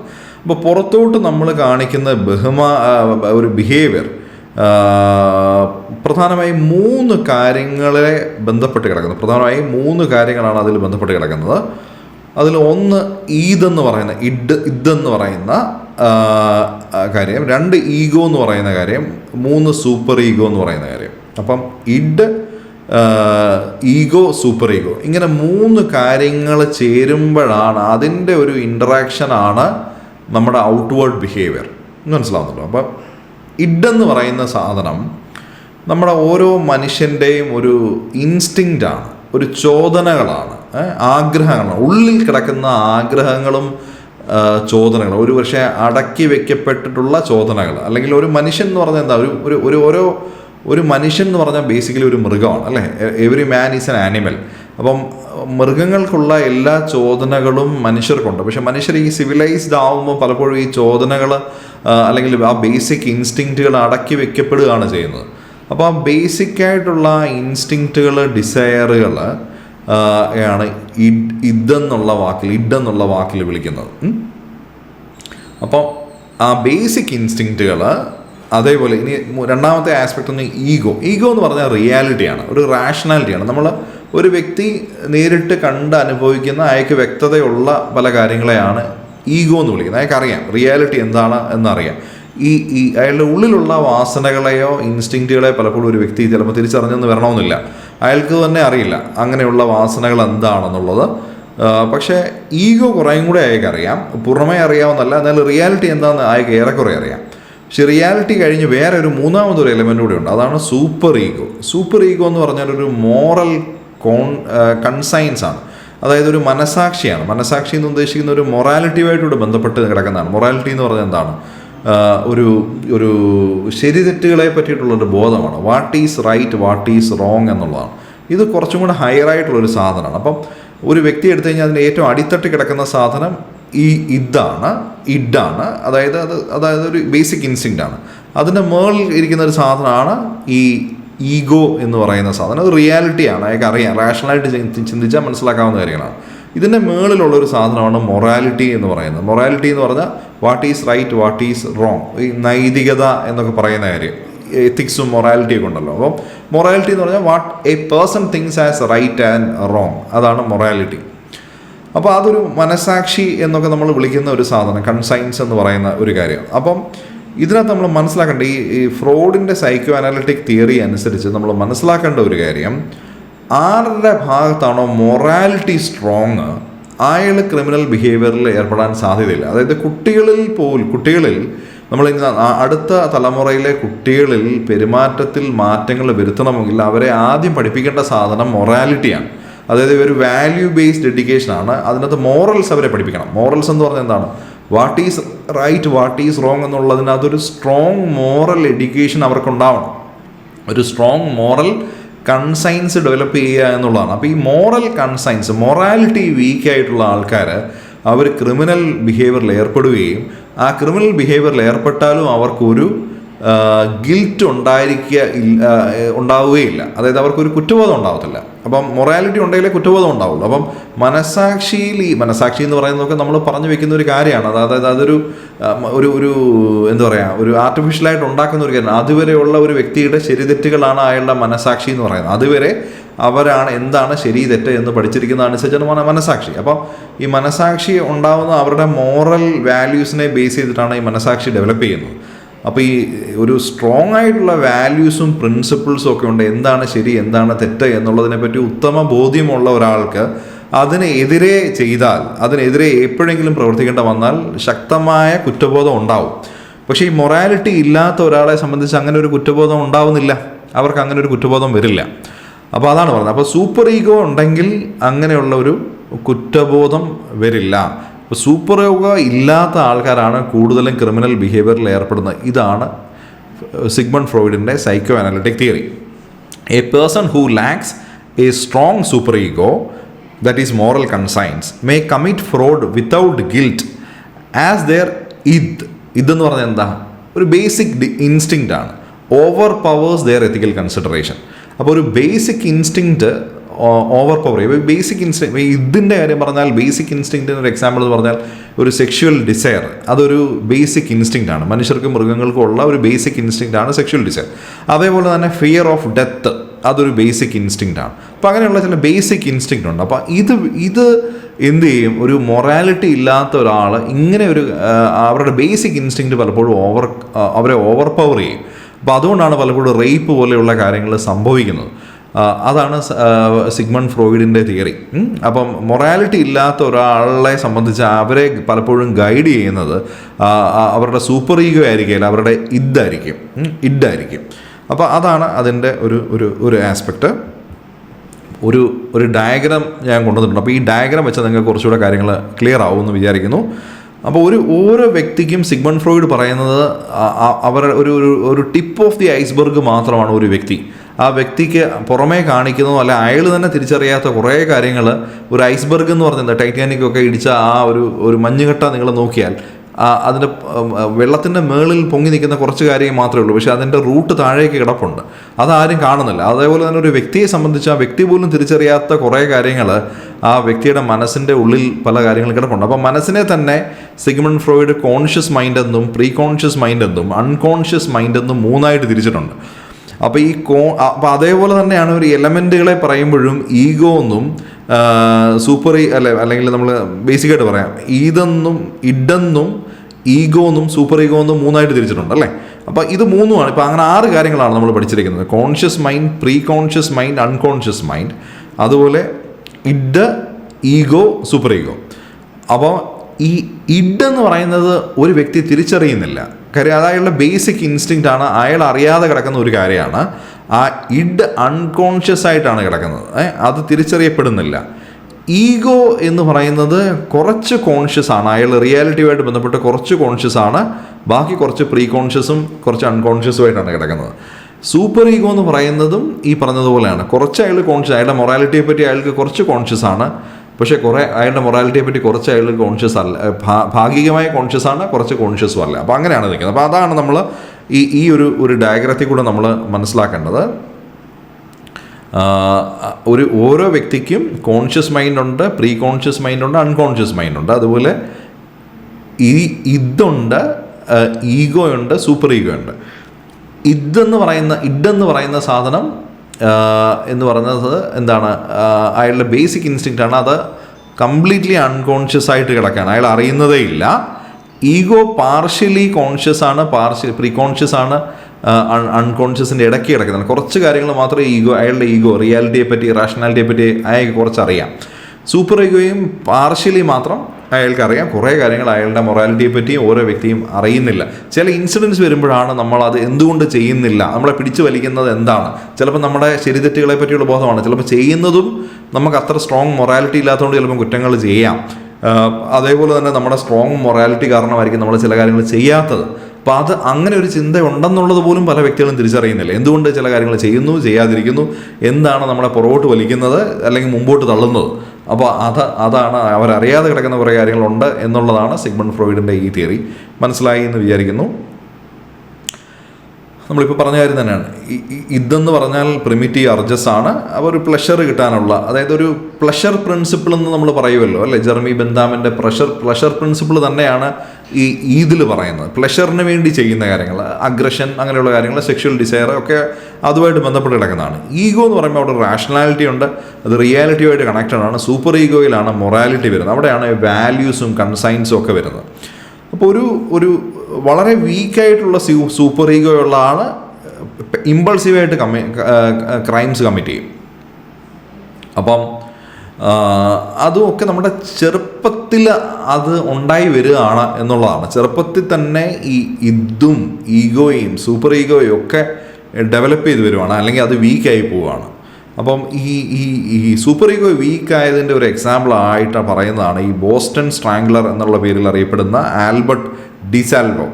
അപ്പം ഇദ്ദേഹത്തിന് ചെറുപ്പത്തിൽ ഒരുപാട് ചൈൽഡ്ഹുഡ് അബ്യൂസ് നേരിടേണ്ടി വന്നിട്ടുണ്ട്. അപ്പോൾ ആ ചൈൽഡ്ഹുഡ് അബ്യൂസ് ഇദ്ദേഹത്തിന് ചെറുപ്പത്തിൽ നേരിടേണ്ടി വന്നിട്ടുള്ളത് കൊണ്ട് തന്നെ അത് അദ്ദേഹത്തിൻ്റെ പിന്നീടുള്ള ബിഹേവിയറിനെ ബാധിക്കുകയും അത് ഒരുപാട് വയലൻ്റ് ആയിട്ടുള്ള ബിഹേവിയറിലേക്ക് പോവുകയും ചെയ്തു എന്നുള്ളതാണ്. അപ്പം സിഗ്മണ്ട് ഫ്രോയിഡിൻ്റെ തിയറി മനസ്സിലായെങ്കിൽ നമുക്ക് ഇനി അടുത്ത രണ്ടാമത്തെ ഒരു സബ് തിയറി, ഈ സൈക്കോളജിക്കൽ തിയറിയുടെ രണ്ടാമത്തെ ഒരു തിയറി നമുക്കൊന്ന് നോക്കാം. ഈ രണ്ടാമത്തെ തിയറി എന്ന് പറഞ്ഞാൽ ഒരു പേഴ്സണാലിറ്റി ട്രെയ്റ്റ്സും ക്രൈമും തമ്മിലുള്ള ബന്ധമാണ്. അപ്പം മനഃശാസ്ത്ര പഠനത്തിൽ സൈക്കോളജിസ്റ്റുകളും സൈക്യാട്രിസ്റ്റുകളും ഒക്കെ പല വ്യക്തികളെയും പഠിക്കുമ്പോൾ ചില വ്യക്തികൾക്ക് ഒരു anti social personality disorder ASPD എന്നുള്ള രീതിയിലുള്ള ഒരു ഡിസോർഡറാണത്. ഡിസോർഡർ എന്ന് പറഞ്ഞാൽ എന്താ, ഒരു ഒരു ഒരു ഓർഡർ അല്ലാത്ത അവസ്ഥയാണല്ലോ ഡിസോർഡർ എന്ന് പറയുന്നത്. അപ്പം അവരുടെ ബ്രെയിനിൻ്റെ ചിന്താഗതി അല്ലെ ബ്രെയിനിൽ തന്നെ ഒരു ഡിസോർഡർ ഉണ്ട് ചില വ്യക്തികൾക്ക്. Anti social personality disorder, anti social personality, ASPD. അപ്പോൾ ഇത് വളരെ ശ്രദ്ധിക്കേണ്ട ഒരു കാര്യമാണ് കേട്ടോ. നമ്മൾ തന്നെ അറിയാതെ നമ്മുടെ ചുറ്റും പലരും ഈ ആൻറ്റി സോഷ്യൽ പേഴ്സണാലിറ്റി ഡിസോർഡർ ഉള്ള ആൾക്കാരുണ്ട്. അതിൻ്റെ 2 എക്സ്ട്രീം എക്സാമ്പിൾസ് ആണ് സോഷ്യോപ്പതി എന്നും സൈക്കോപ്പതി എന്നും പറയുന്നത്. അപ്പോൾ സോഷ്യോപാത്സിനെ പറ്റി നിങ്ങൾ കേട്ടിട്ടുണ്ടാവാം, സൈക്കോപാത്സിനെ പറ്റി കേട്ടിട്ടുണ്ടാവാം. ഇതെല്ലാം ഈ ആൻറ്റി സോഷ്യൽ പേഴ്സണാലിറ്റി ഡിസോർഡറിൻ്റെ എക്സ്ട്രീം കേസസ് ആണ് സോഷ്യോപാത്സും സൈക്കോപാത്സും. അപ്പോൾ അവർ ക്രൈംസിൽ എൻഗേജ് ചെയ്യാനുള്ള സാധ്യത ഭയങ്കര കൂടുതലാണ്. എന്ന് പറഞ്ഞാൽ അവർക്ക് ഒരു സൊസൈറ്റിക്ക് എഗെയിൻസ്റ്റ് ആണ് അവരുടെ ചിന്താഗതി. അപ്പം സോഷ്യോപാത്സ് എന്ന് പറഞ്ഞാൽ എന്താണ്, ഒരു സോഷ്യോപാത്സും സൈക്കോപാത്സും തമ്മിലുള്ള വ്യത്യാസം പറഞ്ഞാൽ രണ്ടുപേരും ആൻറ്റി സോഷ്യലാണ്. ആൻറ്റി സോഷ്യലായിട്ടുള്ള കാര്യങ്ങൾ അവർ ചെയ്യാറുണ്ട്. പക്ഷേ ഈ സോഷ്യോപാത്സ് പലപ്പോഴും ആൾക്കാരുമായിട്ട് ഒരുപാട് വയലൻ്റ് ആയിട്ടുള്ള കാര്യങ്ങൾ ചെയ്യുന്ന ആൾക്കാരാണ്. പല സീരിയൽ കില്ലേഴ്സും നമ്മൾ എടുത്തു നോക്കിയാൽ അവർ പലപ്പോഴും സോഷ്യോപാത്സോ സൈക്കോപാത്സോ ആയിരിക്കാം. പക്ഷേ എല്ലാവരും ഈ ഒരു മർഡർ പോലെയുള്ള കാര്യങ്ങളിൽ തന്നെ ഏർപ്പെടണമെന്നില്ല. സോഷ്യോപാത്സും സൈക്കോപാത്സും അവർ പലരും വയലൻ്റ് ആയിരിക്കാം. അവർക്കൊരു സൊസൈറ്റിയിൽ ചേർന്ന് ഇടപെടാനായിട്ട് ബുദ്ധിമുട്ടുണ്ടാവാം. അവർക്കൊരു എമ്പതി ഉണ്ടാവുകയില്ല എന്നുള്ളതാണ് ഇതിനകത്ത് ഒരു പ്രധാനമായ ഒരു ലക്ഷണം. അവർക്ക് യാതൊരു എമ്പതിയും റിയലി ഉണ്ടാവില്ല.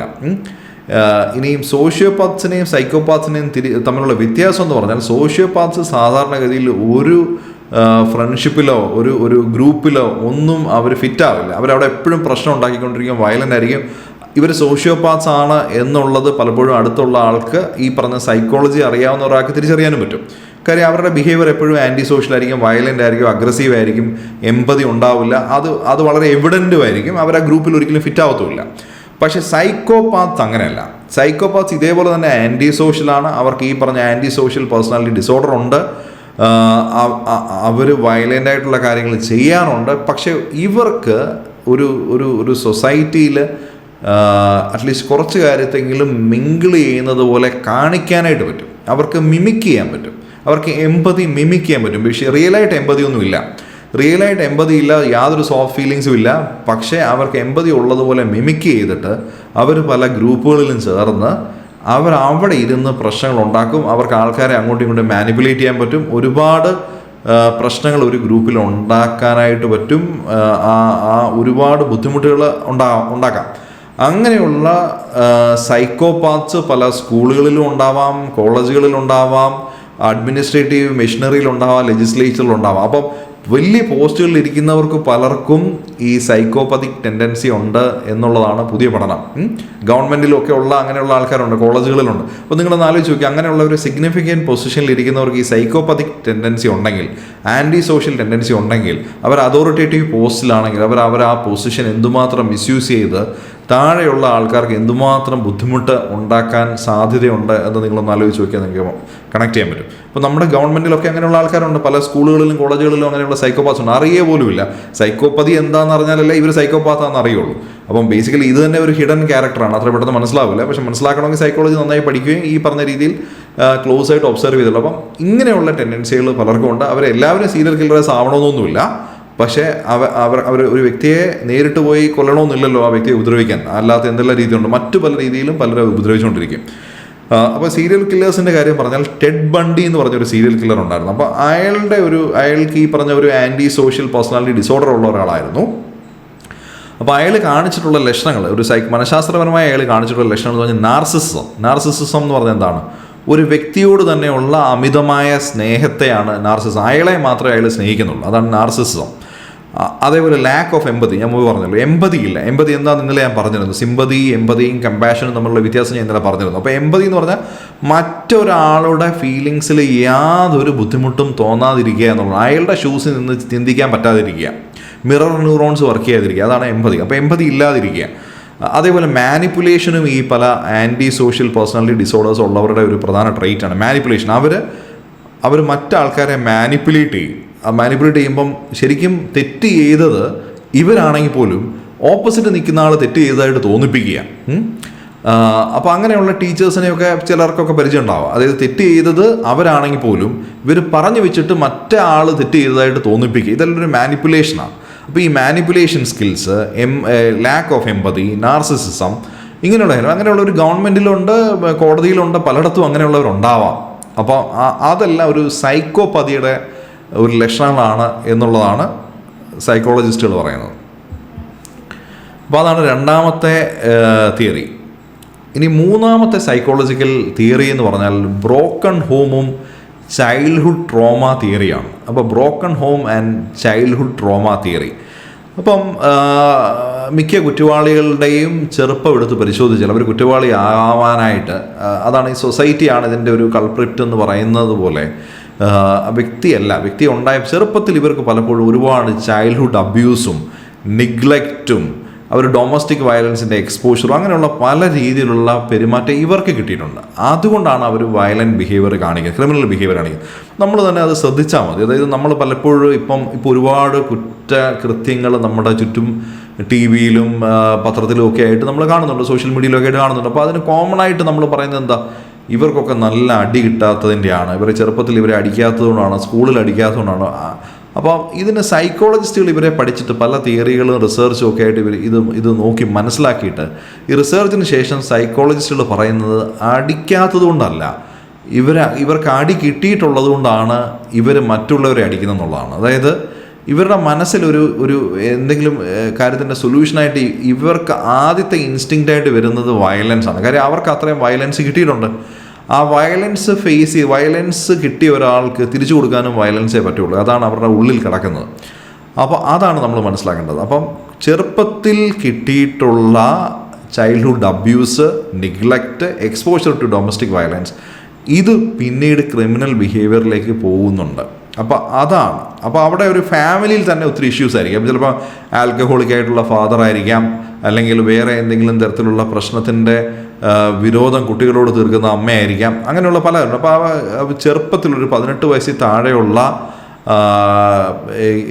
കുട്ടികൾ ക്രിമിനൽ ആക്ടിവിറ്റീസിൽ ഏർപ്പെടുന്നുണ്ടെങ്കിൽ അവിടെ എല്ലാം എടുത്ത് നോക്കി ഇവരുടെ ഫാമിലി മുഴുവൻ ബ്രോക്കൺ ഹോംസ് ആയിരിക്കാം. അവിടെ ഡൊമസ്റ്റിക് വയലൻസ് ഉണ്ടാവാം, സബ്സ്റ്റൻസ് അബ്യൂസ് ഉണ്ടാവാം, ക്രിമിനൽ ആക്ടിവിറ്റീസ് ഫാമിലിയിൽ തന്നെ. അപ്പോൾ അവിടെ നിന്നാണ് ഒരു വ്യക്തി ക്രിമിനലായി മാറുന്നത്. അതായത് അയാളുടെ ജീൻസിലുള്ള പ്രശ്നമല്ല, പ്രശ്നം കിടക്കുന്നത് സൊസൈറ്റിയിലാണ്. അവരെ നർച്ചർ ചെയ്യുന്നതിൽ വന്ന പ്രശ്നമാണ് എന്നുള്ളതാണ് ഈ broken home and childhood trauma theory പറയുന്നത്. അപ്പോൾ നമ്മൾ 3 സൈക്കോളജിക്കൽ തിയറി ഇപ്പം കണ്ടു.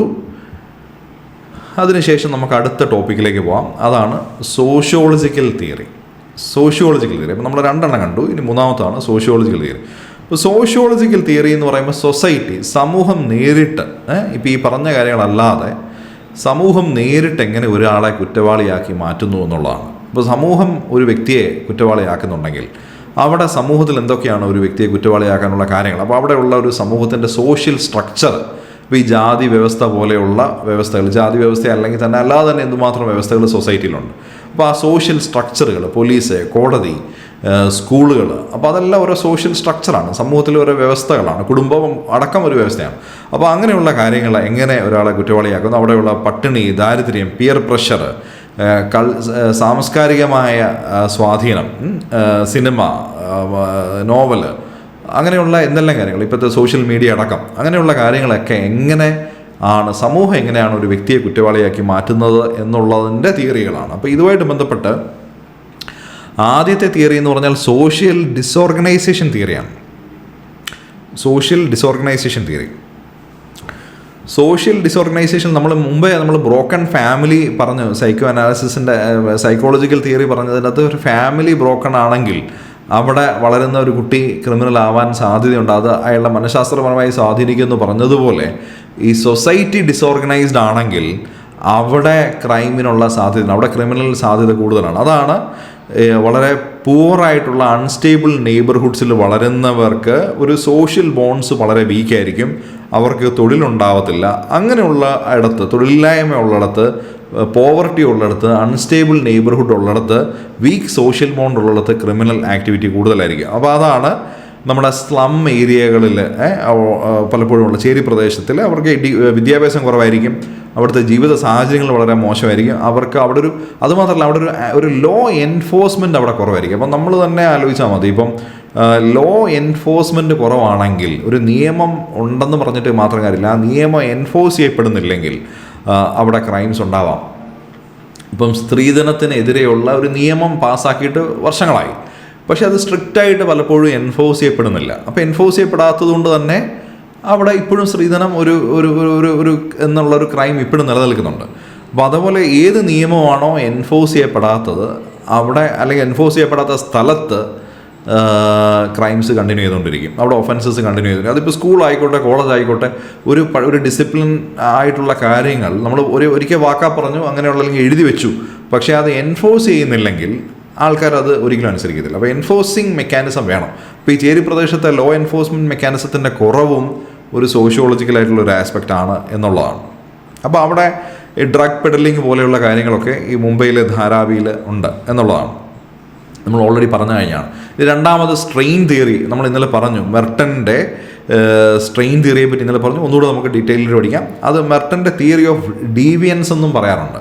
അപ്പോൾ സ്ട്രെയിൻ തിയറി എന്ന് പറഞ്ഞാൽ എന്താണ്? അതായത് ഒരു ലെജിറ്റിമേറ്റ് ആയിട്ടുള്ള പാത്തിലൂടെ ഒരു സൊസൈറ്റൽ ഗോൾസ് എന്ന് സമൂഹം വാല്യൂ ചെയ്യുന്ന ചില കാര്യങ്ങളുണ്ട്, അല്ലെ? ഒരു സമൂഹം മൊത്തത്തിൽ വാല്യൂ ചെയ്യുന്ന ചില കാര്യങ്ങൾ, അതായത് അത് വെൽത്ത് ആവാം, സ്റ്റാറ്റസ് ആവാം, സക്സസ് ആവാം. അപ്പം ധനം സമൂഹം വാല്യൂ ചെയ്യുന്ന ഒരു സാധനമാണ്. പദവി അല്ലെങ്കിൽ വിജയം, അങ്ങനെയുള്ള ചില കാര്യങ്ങൾക്ക് ഭയങ്കര വാല്യൂ ആണ് സമൂഹം കൊടുക്കുന്നത്. പരാജയപ്പെട്ടവരൊക്കെ സമൂഹത്തിന് വേണ്ട, പദവി ഇല്ലാത്തവർക്ക് അംഗീകാരമില്ല, അല്ലെങ്കിൽ ധനമില്ലാത്തവർക്ക് വിലയില്ല. അപ്പോൾ അങ്ങനെയൊക്കെ വരുമ്പോൾ ഇത് അച്ചീവ് ചെയ്യാനായിട്ട് എല്ലാവരും ശ്രമിക്കും. സമൂഹത്തിൻ്റെ ഗോൾസ് അച്ചീവ് ചെയ്യാൻ അത് ഇൻഡിവിജ്വൽ ഗോൾസായിട്ട് പലപ്പോഴും മാറാറുണ്ട്. സൊസൈറ്റൽ ഗോൾസ് ഇൻഡിവിജ്വൽ ഗോൾസായിട്ട് മാറാറുണ്ട്. പക്ഷെ പലർക്കും ഇത് ലെജിറ്റിമേറ്റായിട്ട് ലീഗൽ മീൻസിൽ കൂടെ അച്ചീവ് ചെയ്യാനായിട്ട് പലപ്പോഴും പല തടസ്സങ്ങളുണ്ടാവും, പല കൺസ്ട്രെയിൻസ് ഉണ്ടാവാം.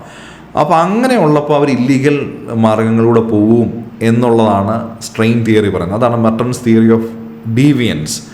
അപ്പോൾ ഒരു വ്യക്തി സാമ്പത്തികമായി സ്ട്രഗിൾ ചെയ്യുന്നുണ്ടെങ്കിൽ, if a person is struggling financially, he might resort to robbery or fraud എന്നുള്ളതാണ്. അതായത് ഒരു നോർമൽ രീതിയിൽ സക്സസ് സാമ്പത്തികമായി രക്ഷപ്പെടാൻ പറ്റുന്നില്ലെങ്കിൽ എന്താണ്, ഫ്രോഡ് കാണിച്ചിട്ടോ അല്ലെങ്കിൽ മോഷ്ടിച്ചിട്ടോ ആ ഫിനാൻഷ്യൽ സക്സസ് അച്ചീവ് ചെയ്യാനായിട്ട് ശ്രമിക്കുന്നുണ്ടെങ്കിൽ അതൊരു സ്ട്രെയിൻ തിയറിയുടെ ഒരു എക്സാമ്പിളാണ്.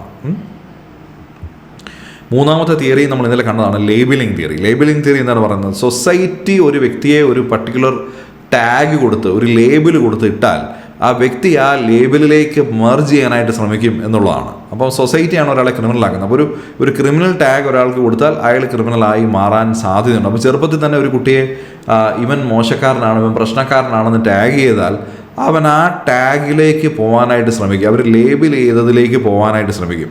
അതാണ് ഈ ലേബലിംഗ് തിയറി. അത് സോഷ്യോളജിക്കലായിട്ടുള്ളൊരു തിയറിയാണ്. If a juvenile is constantly labelled as thief by society, they might embrace that label എന്നുള്ളതാണ്, and continue stealing rather than reforming. അപ്പോൾ ആവശ്യമില്ലാത്ത ലേബലുകൾ ചാർത്തി കൊടുക്കാതിരിക്കുക. കൊടുത്തു കഴിഞ്ഞാൽ ആ അതിൽ നിന്ന് റിഫോർമേഷൻ ഒന്നും ഉണ്ടാവത്തില്ല എന്ന് മാത്രമല്ല, ആ ലേബലിലേക്ക് ആൾക്കാർ പോവുകയും ചെയ്യും. ഇതാണ് മൂന്നാമത്തെ തിയറി. അപ്പോൾ ഈ മൂന്ന് തിയറി അത് നമ്മൾ ഇന്നലെ സോഷ്യോളജിക്കൽ സ്കൂൾ കണ്ടപ്പോൾ നമ്മൾ കണ്ടതാണ്. അതൊന്നുകൂടെ ഡെപ്തിൽ പറഞ്ഞു എന്ന് മാത്രമേ ഉള്ളൂ.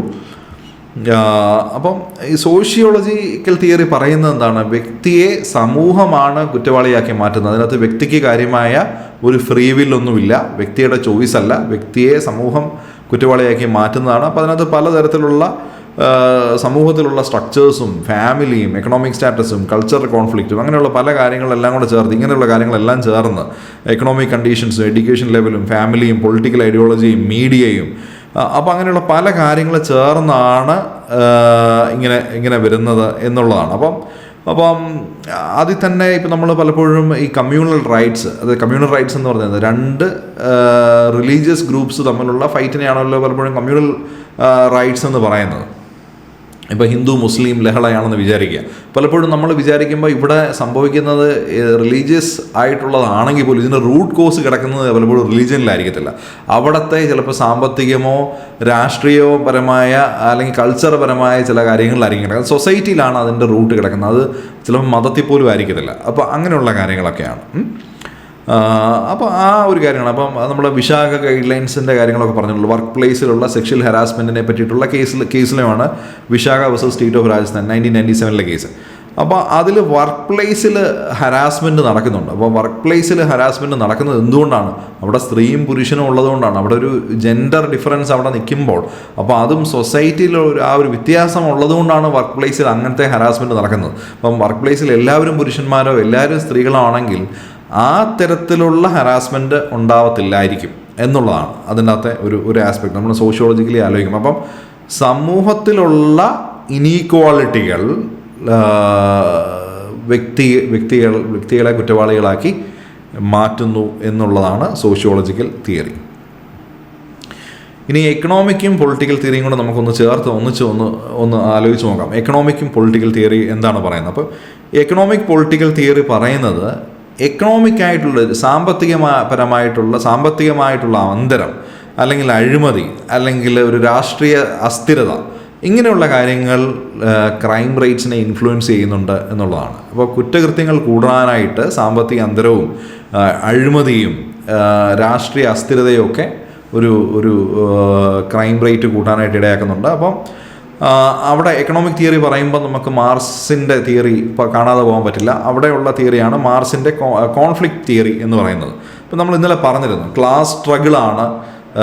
കാസ്റ്റ് എന്നുള്ള വാക്ക് നമ്മൾ സോഷ്യോളജിയിൽ ഉപയോഗിക്കുമ്പോൾ എക്കണോമിക്സിൽ വരുമ്പോൾ നമ്മൾ ക്ലാസ് എന്നുള്ള വാക്കാണ് ഉപയോഗിക്കുന്നത്. അപ്പോൾ ക്ലാസ്, മുതലാളി തൊഴിലാളി എന്നുള്ളത് 2 ക്ലാസ്സായിട്ട് കണക്കാക്കാൻ പറ്റുമെങ്കിൽ, അപ്പോൾ ആ ക്ലാസിൻ്റെ സ്ട്രഗിൾ, അപ്പോൾ ക്യാപിറ്റലിസത്തിൻ്റെ ഇൻഫ്ലുവൻസിൽ കുറച്ച് പേരുടെ കയ്യിൽ മൂലധനം ക്യാപിറ്റൽ കൂടുകയും മറ്റുള്ളവരുടെ കയ്യിൽ ക്യാപിറ്റൽ ഇല്ലാതെ വരുമ്പോഴുള്ള ഒരു സ്ട്രഗിൾ, ആ സ്ട്രഗിളിൽ ക്രൈംസ് ഉണ്ടാവുന്നു എന്നുള്ളതാണ്. അപ്പോൾ മാർക്സ് പറഞ്ഞത് അങ്ങനെ ഒരു സ്ട്രഗിൾ വരുമ്പോൾ കൂടുതലും ക്യാപിറ്റൽ ഇല്ലാത്ത പൂറായിട്ടുള്ള ആൾക്കാർ ചില തരത്തിലുള്ള ക്രിമിനൽ ആക്ടിവിറ്റിയിൽ ഏർപ്പെടുകയും മറ്റുള്ളവർ ഈ കാശ് കൂടുതലുള്ളവർ ആണ് ഈ ഒരു ക്രൈംസിൻ്റെ കാരണം എന്നുള്ളതാണ്.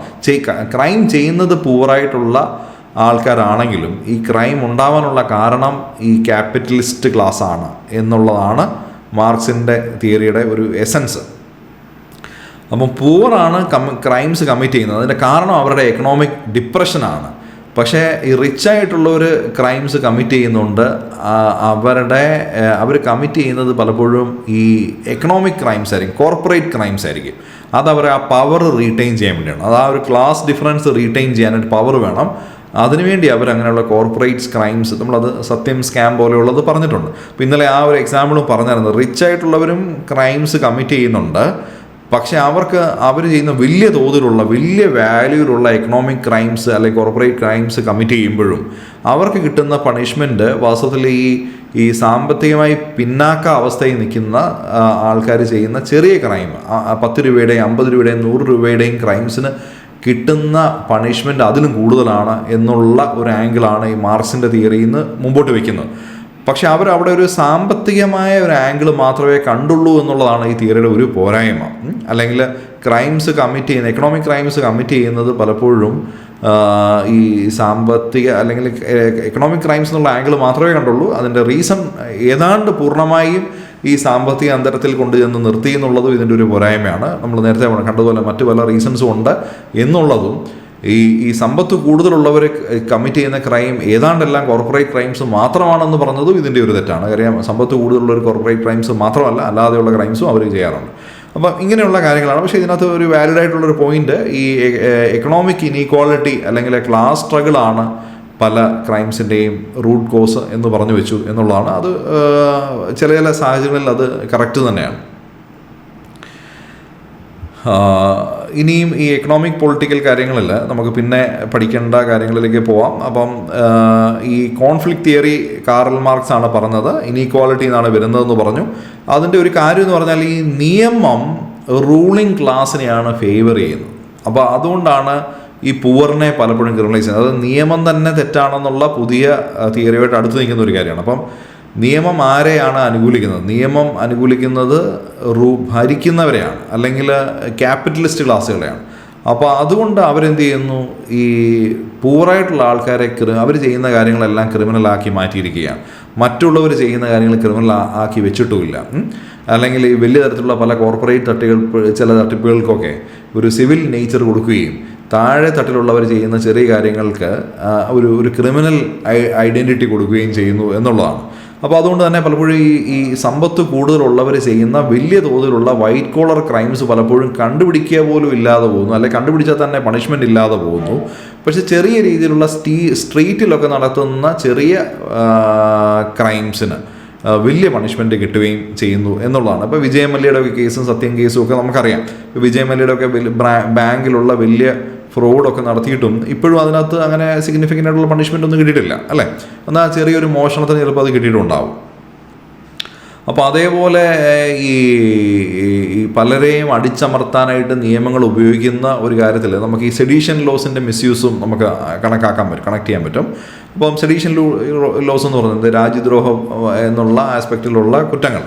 അപ്പോൾ അത് പലപ്പോഴും മിസ്യൂസ് ചെയ്തിട്ട് എതിർക്കുന്നവരെ ഒതുക്കാനായിട്ട് അങ്ങനെയുള്ള കാര്യങ്ങൾക്ക് വേണ്ടി ഈ ക്ലാസ് ബേസ്ഡ് ആയിട്ട് ഉപയോഗിക്കാറുണ്ട്. അപ്പോൾ ഇങ്ങനത്തെയുള്ള കേസുകളൊക്കെയും ചാർജ് ചെയ്യപ്പെടുന്നതും പലപ്പോഴും ഈ പൂവറായിട്ടുള്ള ആൾക്കാരായിരിക്കും. അവരെന്തെങ്കിലും എതിർപ്പ് പ്രകടിപ്പിക്കുമ്പോൾ, ഇങ്ങനത്തെ സിസ്റ്റത്തിനോട് എതിർപ്പ് പ്രകടിപ്പിക്കുമ്പോൾ അവരെ സെഡീഷൻ ലോസ് ചാർജ് ചെയ്തിട്ട് അവരെ ഒതുക്കി ജയിലിലിടുന്ന ഒരു രീതിയുണ്ട്. അപ്പോൾ അതിൻ്റെ ഒരു കേസാണ് Kedarnath Singh versus state of Bihar. അതിനകത്ത് ജുഡീഷ്യറി ഈ സെഡീഷൻ ലോസ് ഡിസെൻറ്റ് സപ്രസ് ചെയ്യാനായിട്ട് മിസ്യൂസ് ചെയ്യരുത് എന്ന് പറഞ്ഞ കേസാണ് കേദാർനാഥ് സിംഗ് കേസ്. ഇനി എക്കണോമിക് പൊളിറ്റിക്കൽ തിയറിയുടെ ഒരു രണ്ടാമത്തെ ഒരു തിയറി എന്ന് പറയാവുന്ന അൺഎംപ്ലോയ്മെൻറ്റ് ക്രൈമാണ്. അതായത് എല്ലാവർക്കും ജീവിക്കണമെങ്കിൽ ആഹാരം കഴിക്കണമെങ്കിൽ ഒരു തൊഴിൽ വേണം. അപ്പോൾ ആ തൊഴിലില്ലെങ്കിലോ, അപ്പോൾ ജീവനമാർഗം ഇല്ലെങ്കിൽ ആൾക്കാർ പിന്നെന്ത് ചെയ്യാൻ പറ്റും? എത്ര നേരം വിശന്നിരിക്കും? അപ്പോൾ അവർ പലപ്പോഴും ക്രൈമുകളിലേക്ക് തിരിയും. അപ്പോൾ ജീവിക്കാനുള്ള മാർഗം സർക്കാർ ഇപ്പം സൗജന്യമായി വിദ്യാഭ്യാസം കൊടുക്കുന്നുണ്ടെന്ന് വിചാരിക്കുക. സർക്കാർ കൊടുക്കുന്നുണ്ട്, അല്ലെങ്കിൽ ഏതെങ്കിലും തരത്തിൽ വിദ്യാഭ്യാസം നേടി കഴിഞ്ഞു. അപ്പോൾ വിദ്യാഭ്യാസം നേടിയതിൻ്റെ ഒരു ആഗ്രഹം, അറിവ് നേടുക എന്നുള്ളത് മാത്രമല്ല, ജീവിക്കാനുള്ള ഒരു ഉപാധിയും കൂടെ കിട്ടണം. അപ്പോൾ ഈ വിദ്യാഭ്യാസം എല്ലാം നേടിയിട്ടും ജീവിക്കാനുള്ളൊരു മാർഗം ഇല്ല. സർക്കാരിന് ജീവിക്കാനുള്ള മാർഗം കൊടുക്കാൻ പറ്റുന്നില്ല, അല്ലെങ്കിൽ പ്രൈവറ്റ് പ്ലെയേഴ്സിനും ജീവിക്കാനുള്ളൊരു മാർഗം കൊടുക്കാനുള്ളൊരു സാഹചര്യം ഒരുക്കാൻ സർക്കാരിന് പറ്റുന്നില്ല. പട്ടിണിയാകുമ്പോൾ എന്ത് ചെയ്യും? ആ സമ്പത്തുള്ള ആൾക്കാരുടെ മോഷ്ടിക്കാനായിട്ട് പലരും ശ്രമിക്കും. അങ്ങനെയുള്ള ക്രൈമുകൾ ഉണ്ടാവും.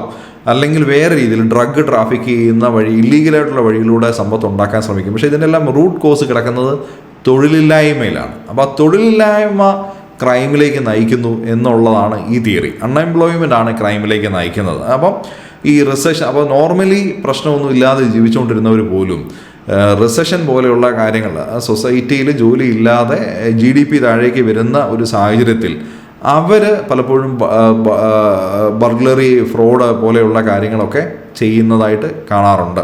അതാണ് ഈ ഒരു തിയറി. അൺഎംപ്ലോയ്മെൻ്റ് ആണ് ക്രൈമിൻ്റെ ഒരു കാരണം എന്ന് പറയുന്നത്.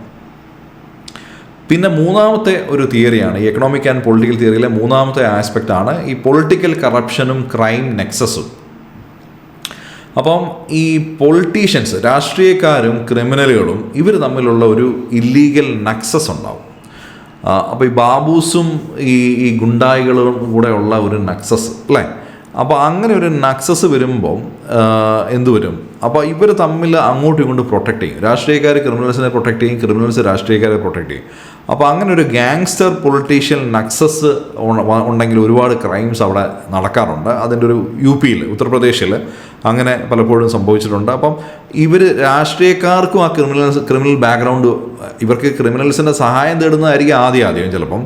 പക്ഷേ പിന്നീട് എന്ത് ചെയ്യും? ഈ ക്രിമിനൽസ് തന്നെ രാഷ്ട്രീയക്കാരായിട്ട് മാറും. അപ്പോൾ നമുക്ക് തന്നെ അറിയാം, നമ്മുടെയൊക്കെ എത്രയോ രാഷ്ട്രീയക്കാർക്ക് എന്തുമാത്രം ക്രിമിനൽ കേസുകളുണ്ട്. പലതരത്തിലുള്ള റേപ്പ് പോലെയുള്ള കേസുകളിലും ഈ റോബറി, അങ്ങനത്തെ ഒരുപാട് വയലൻ്റ് ആയിട്ടുള്ള പല കാര്യങ്ങളും, മർഡറും, ഒത്തിരി കേസുകളിൽ പ്രതികളായിട്ടുള്ളവരാണ് നമുക്ക് രാഷ്ട്രീയക്കാരായിട്ടിരിക്കുന്നത്. MP MLA മാരായിട്ടിരിക്കുന്നവർക്ക് ആ ഒരു ക്രിമിനൽ ബാക്ക്ഗ്രൗണ്ട് ഉണ്ട്. അപ്പം സ്വാഭാവികം അവർ തന്നെ ട്രിഗർ ചെയ്യുന്ന എന്തുമാത്രം ക്രൈംസ് ഉണ്ട്. അപ്പോൾ അതാണൊരു ക്രിമിനൽ നെക്സസിൻ്റെ കാര്യം, പൊളിറ്റിക്കൽ കറപ്ഷനും ക്രൈം നെക്സസും. അപ്പോൾ അവർ ഇലക്ഷൻ ജയിക്കാൻ വേണ്ടി മസിൽ പവർ ഉപയോഗിച്ച് എന്ത് രീതിയിലും ജയിക്കാൻ നോക്കുമ്പോൾ ഒരുപാട് ക്രൈംസ് അവിടെ നടക്കുന്നുണ്ട് എന്നുള്ളതാണ് ഈ ഒരു പൊളിറ്റിക്കൽ ആംഗിളിൽ നമ്മൾ ഇതിനെ കാണേണ്ടത്. ക്രിമിനലൈസേഷൻ ഓഫ് പൊളിറ്റിക്സ്, അതും ഒരു നോക്കി കാണേണ്ടതും മനസ്സിലാക്കേണ്ടതുമായിട്ടുള്ള ഒരു കാര്യമാണ്. അപ്പോൾ ഇത്രയുമാണ് പ്രധാനപ്പെട്ട തിയറികളുടെ ഹെഡ്. അപ്പോൾ നമ്മൾ 5 ഹെഡിലാണ് ഇത് പഠിക്കാനായിട്ട് ശ്രമിച്ചത്. Biological, psychological, sociological, economic, political. അത് കഴിഞ്ഞ് അവസാനത്തെ ഹെഡാണ് ഈ മോഡേൺ തിയറി. അപ്പം മറ്റു പലരും ഞാൻ നേരത്തെ പറഞ്ഞതുപോലെ ഓരോരോ കാഴ്ചപ്പാടിലൂടെ കാണാൻ ശ്രമിക്കുമ്പോൾ ഈ മോഡേൺ തിയറി എന്ന് പറഞ്ഞാൽ ഈ ഓരോന്നിനെയും വേർതിരിച്ച് കാണാതെ ഇതിനെല്ലാം കൂടെ ഒന്നിച്ചു കൊണ്ടുവന്നിട്ട് ഒരു ഇൻറ്റഗ്രേറ്റഡ് അപ്രോച്ച് കൂടെ അതിനെ കാണാൻ ശ്രമിക്കുകയാണ് ചെയ്യുന്നത്. അപ്പോൾ കോമ്പിനേഷൻ ഓഫ് മൾട്ടിപ്പിൾ തിയറിയാണ്. അപ്പോൾ പല കാരണങ്ങളുണ്ടാവാം എന്നുള്ളതാണ്. ചിലപ്പോൾ ഒരു കാര്യത്തിന് പ്രാധാന്യം കൂടുതലുണ്ടാവാം. ഇപ്പം ഉദാഹരണം പറഞ്ഞാൽ സൊസൈറ്റിയുടെ ഇൻഫ്ലുവൻസിന് പ്രാധാന്യം കൂടുതലുണ്ടാവാം, പക്ഷേ അവിടെ ബയോളജിക്കലായിട്ടുള്ള കാര്യങ്ങൾ ഉണ്ടാവാം. ബയോളജിക്കലായിട്ടുള്ള കാര്യത്തിന് ചിലപ്പോൾ ഒരു 10% വെയിറ്റേജ് ഉണ്ടാവാം, പക്ഷേ ബാക്കി 90% കിടക്കുന്നത് സൊസൈറ്റിയാണ് എന്ന് പറയുന്ന, അല്ലെങ്കിൽ അവിടെ സൈക്കോളജിയും സോഷ്യോളജിയും എക്കണോമി പൊളിറ്റിയും അങ്ങനെയുള്ള കാര്യങ്ങളെല്ലാം കൂടെ ചേർന്ന് വരുമ്പോഴാണ് എന്ന് പറയുന്നത്. ആ ഒരു ഇൻറ്റഗ്രേറ്റഡ് അപ്രോച്ചാണ്. ഓരോന്നിൻ്റെയും വെയിറ്റേജൊക്കെ ഒന്ന് പഠിച്ച് ഇതിനകത്ത് ഇൻറ്റഗ്രേറ്റഡ് ആയിട്ട് വരുമ്പോൾ എങ്ങനെയാണ് വർക്ക് ചെയ്യുന്നതെന്നും ഓരോ കേസിലും എങ്ങനെയൊക്കെയാണ് അത് അപ്ലൈ ചെയ്തതെന്നും പഠിക്കുന്ന തിയറിയാണ് മോഡേൺ ആയിട്ടുള്ള ഒരു അപ്രോച്ച്. അതൊരു ഇൻറ്റഗ്രേറ്റഡ് അപ്രോച്ചാണ്. അപ്പോൾ അതിനകത്ത് എന്തൊക്കെ കാര്യങ്ങളാണ് വരുന്നത് നോക്കാം. അപ്പം ഈ മോഡേൺ തിയറി ഈ ഒരു വ്യക്തിയുടെ സൊസൈറ്റിയുടെ സ്വാധീനത്തിലാണ് ക്രൈം എന്ന് പൂർണ്ണമായും പറഞ്ഞു വെക്കില്ല. അപ്പോഴും ഒരു വ്യക്തിക്ക് അവിടെ ഒരു ഫ്രീ വിൽ ഉണ്ടെന്നും വ്യക്തി ഒരു കോസ്റ്റ് ബെനിഫിറ്റ് അനാലിസിസ് ചെയ്തതിന് ശേഷമാണ് ക്രൈം ചെയ്യുന്നതെന്നും മനസ്സിലാക്കിയിട്ടുണ്ട്. അതാണ് ഈ മോഡേൺ തിയറിയുടെ ഒരു പ്രത്യേകത. കാര്യം മോഡേൺ തിയറി ആവുമ്പം ഇപ്പോൾ സമൂഹത്തിന് സ്വാധീനം ഉണ്ടാവാം, സമൂഹമായിരിക്കും ഒരു വ്യക്തിയെ ക്രിമിനലാക്കി മാറ്റുന്നത്. പക്ഷേ എല്ലാവരും ക്രിമിനലായി മാറുന്നില്ല, അതേ സമൂഹത്തിലുള്ള എല്ലാവരും മാറുന്നില്ല, ഒരു ചേരി പ്രദേശത്തുള്ള എല്ലാവരും ക്രിമിനൽസായിട്ട് മാറുന്നില്ല. അപ്പോൾ അവിടെ ഒരു വ്യക്തിയുടെ ഒരു ഫ്രീ വിൽ അവിടെ ഉണ്ട്. വ്യക്തി വേണമെന്ന് വെച്ചിട്ടാണ് പല കാര്യങ്ങളും ചെയ്യുന്നതെന്നുള്ളതാണ്. അപ്പോൾ ആ ഫ്രീ വില്ലിനെ ഒരു റാഷണൽ ചോയ്സ് എന്നുള്ളതും ആ കോസ്റ്റ് ബെനിഫിറ്റ് എന്നുള്ള ആസ്പെക്റ്റും എല്ലാം കണക്കാക്കിയിട്ട് ഇപ്പോൾ നമ്മൾ വേറൊരു ഉദാഹരണം പറഞ്ഞാൽ ചിലപ്പോൾ നിങ്ങൾക്ക് കണക്ട് ചെയ്യാൻ പറ്റുമായിരിക്കും. അപ്പോൾ ഒരു ക്ലാസ്സിൽ എല്ലാവരും കോപ്പി അടിക്കാനായിട്ട് ആ കോളേജ് ഒരു മൗനാനുവാദം കൊടുത്തിരിക്കുകയാണ്. അതായത് ഒരു എൻഫോഴ്സ്മെൻറ്റ് മെക്കാനിസം ഇല്ല. എല്ലാവരും കോപ്പി അടിക്കാനായിട്ടൊരു സാഹചര്യം ആ കോളേജിലുണ്ടെങ്കിലും കാര്യം ഒരു അധ്യാപകർ ഒന്നും പഠിപ്പിച്ചിട്ടില്ല. പിള്ളേർക്ക് പരീക്ഷ പാസ്സാവണമെങ്കിൽ കോപ്പി അടിച്ചേ പറ്റത്തുള്ളൂ. അപ്പോൾ ഒരു മോറൽ, അതായത് അധ്യാപകരുടെ ഭാഗത്തുനിന്ന് ചെയ്യേണ്ട കാര്യം അവർ ചെയ്തിട്ടില്ല. ഒരു വീക്കായിട്ടുള്ളൊരു എൻഫോഴ്സ്മെൻറ്റ് മെക്കാനിസമേ ഉള്ളൂ. അപ്പം ഏതാണ്ട് ഒരു 90% ആൾക്കാർ അവിടെ കോപ്പിയടിയിൽ എൻഗേജ് ചെയ്തെന്ന് വിചാരിക്കുക. ഒരു 10% ആൾക്കാർ എന്നാലും കോപ്പി അടിക്കേണ്ട എന്ന് വിചാരിച്ച് മാറി നിന്നു. കാര്യം അവർക്ക് അവിടെ നമ്മുടെ സൈക്കോളജിക്കൽ ആസ്പെക്റ്റ് പറഞ്ഞാൽ അവരുടെ സൂപ്പർ ഈഗോ കുറച്ചും കൂടെ സ്ട്രോങ് ആയിരുന്നു, അവർക്ക് കുറച്ചുകൂടെ സ്ട്രോങ് മൊറാലിറ്റി ഉണ്ട്. അപ്പോൾ അവരതുകൊണ്ട് ആ കാര്യത്തിൽ എൻഗേജ് ചെയ്തില്ല. അപ്പോൾ ചെയ്തവർ അവർ ഫ്രീ വില്ല് ഉപയോഗിച്ചു, സ്വന്തം ചോയ്സിൽ ആണ് അവരത് കോപ്പി അടിക്കുന്നത്. ചെയ്യാത്ത ആൾക്കാരും സ്വന്തം ചോയ്സിൽ മാറി നിന്നു. അവരുടെ ഒരു റാഷണൽ ചോയ്സാണ്. അതാണ് ഈ പുതിയ തിയറി. റാഷണൽ ചോയ്സാണ് എന്നുള്ളതാണ്. സമൂഹത്തെ പൂർണ്ണമായും നമുക്ക് കുറ്റപ്പെടുത്താൻ പറ്റില്ല.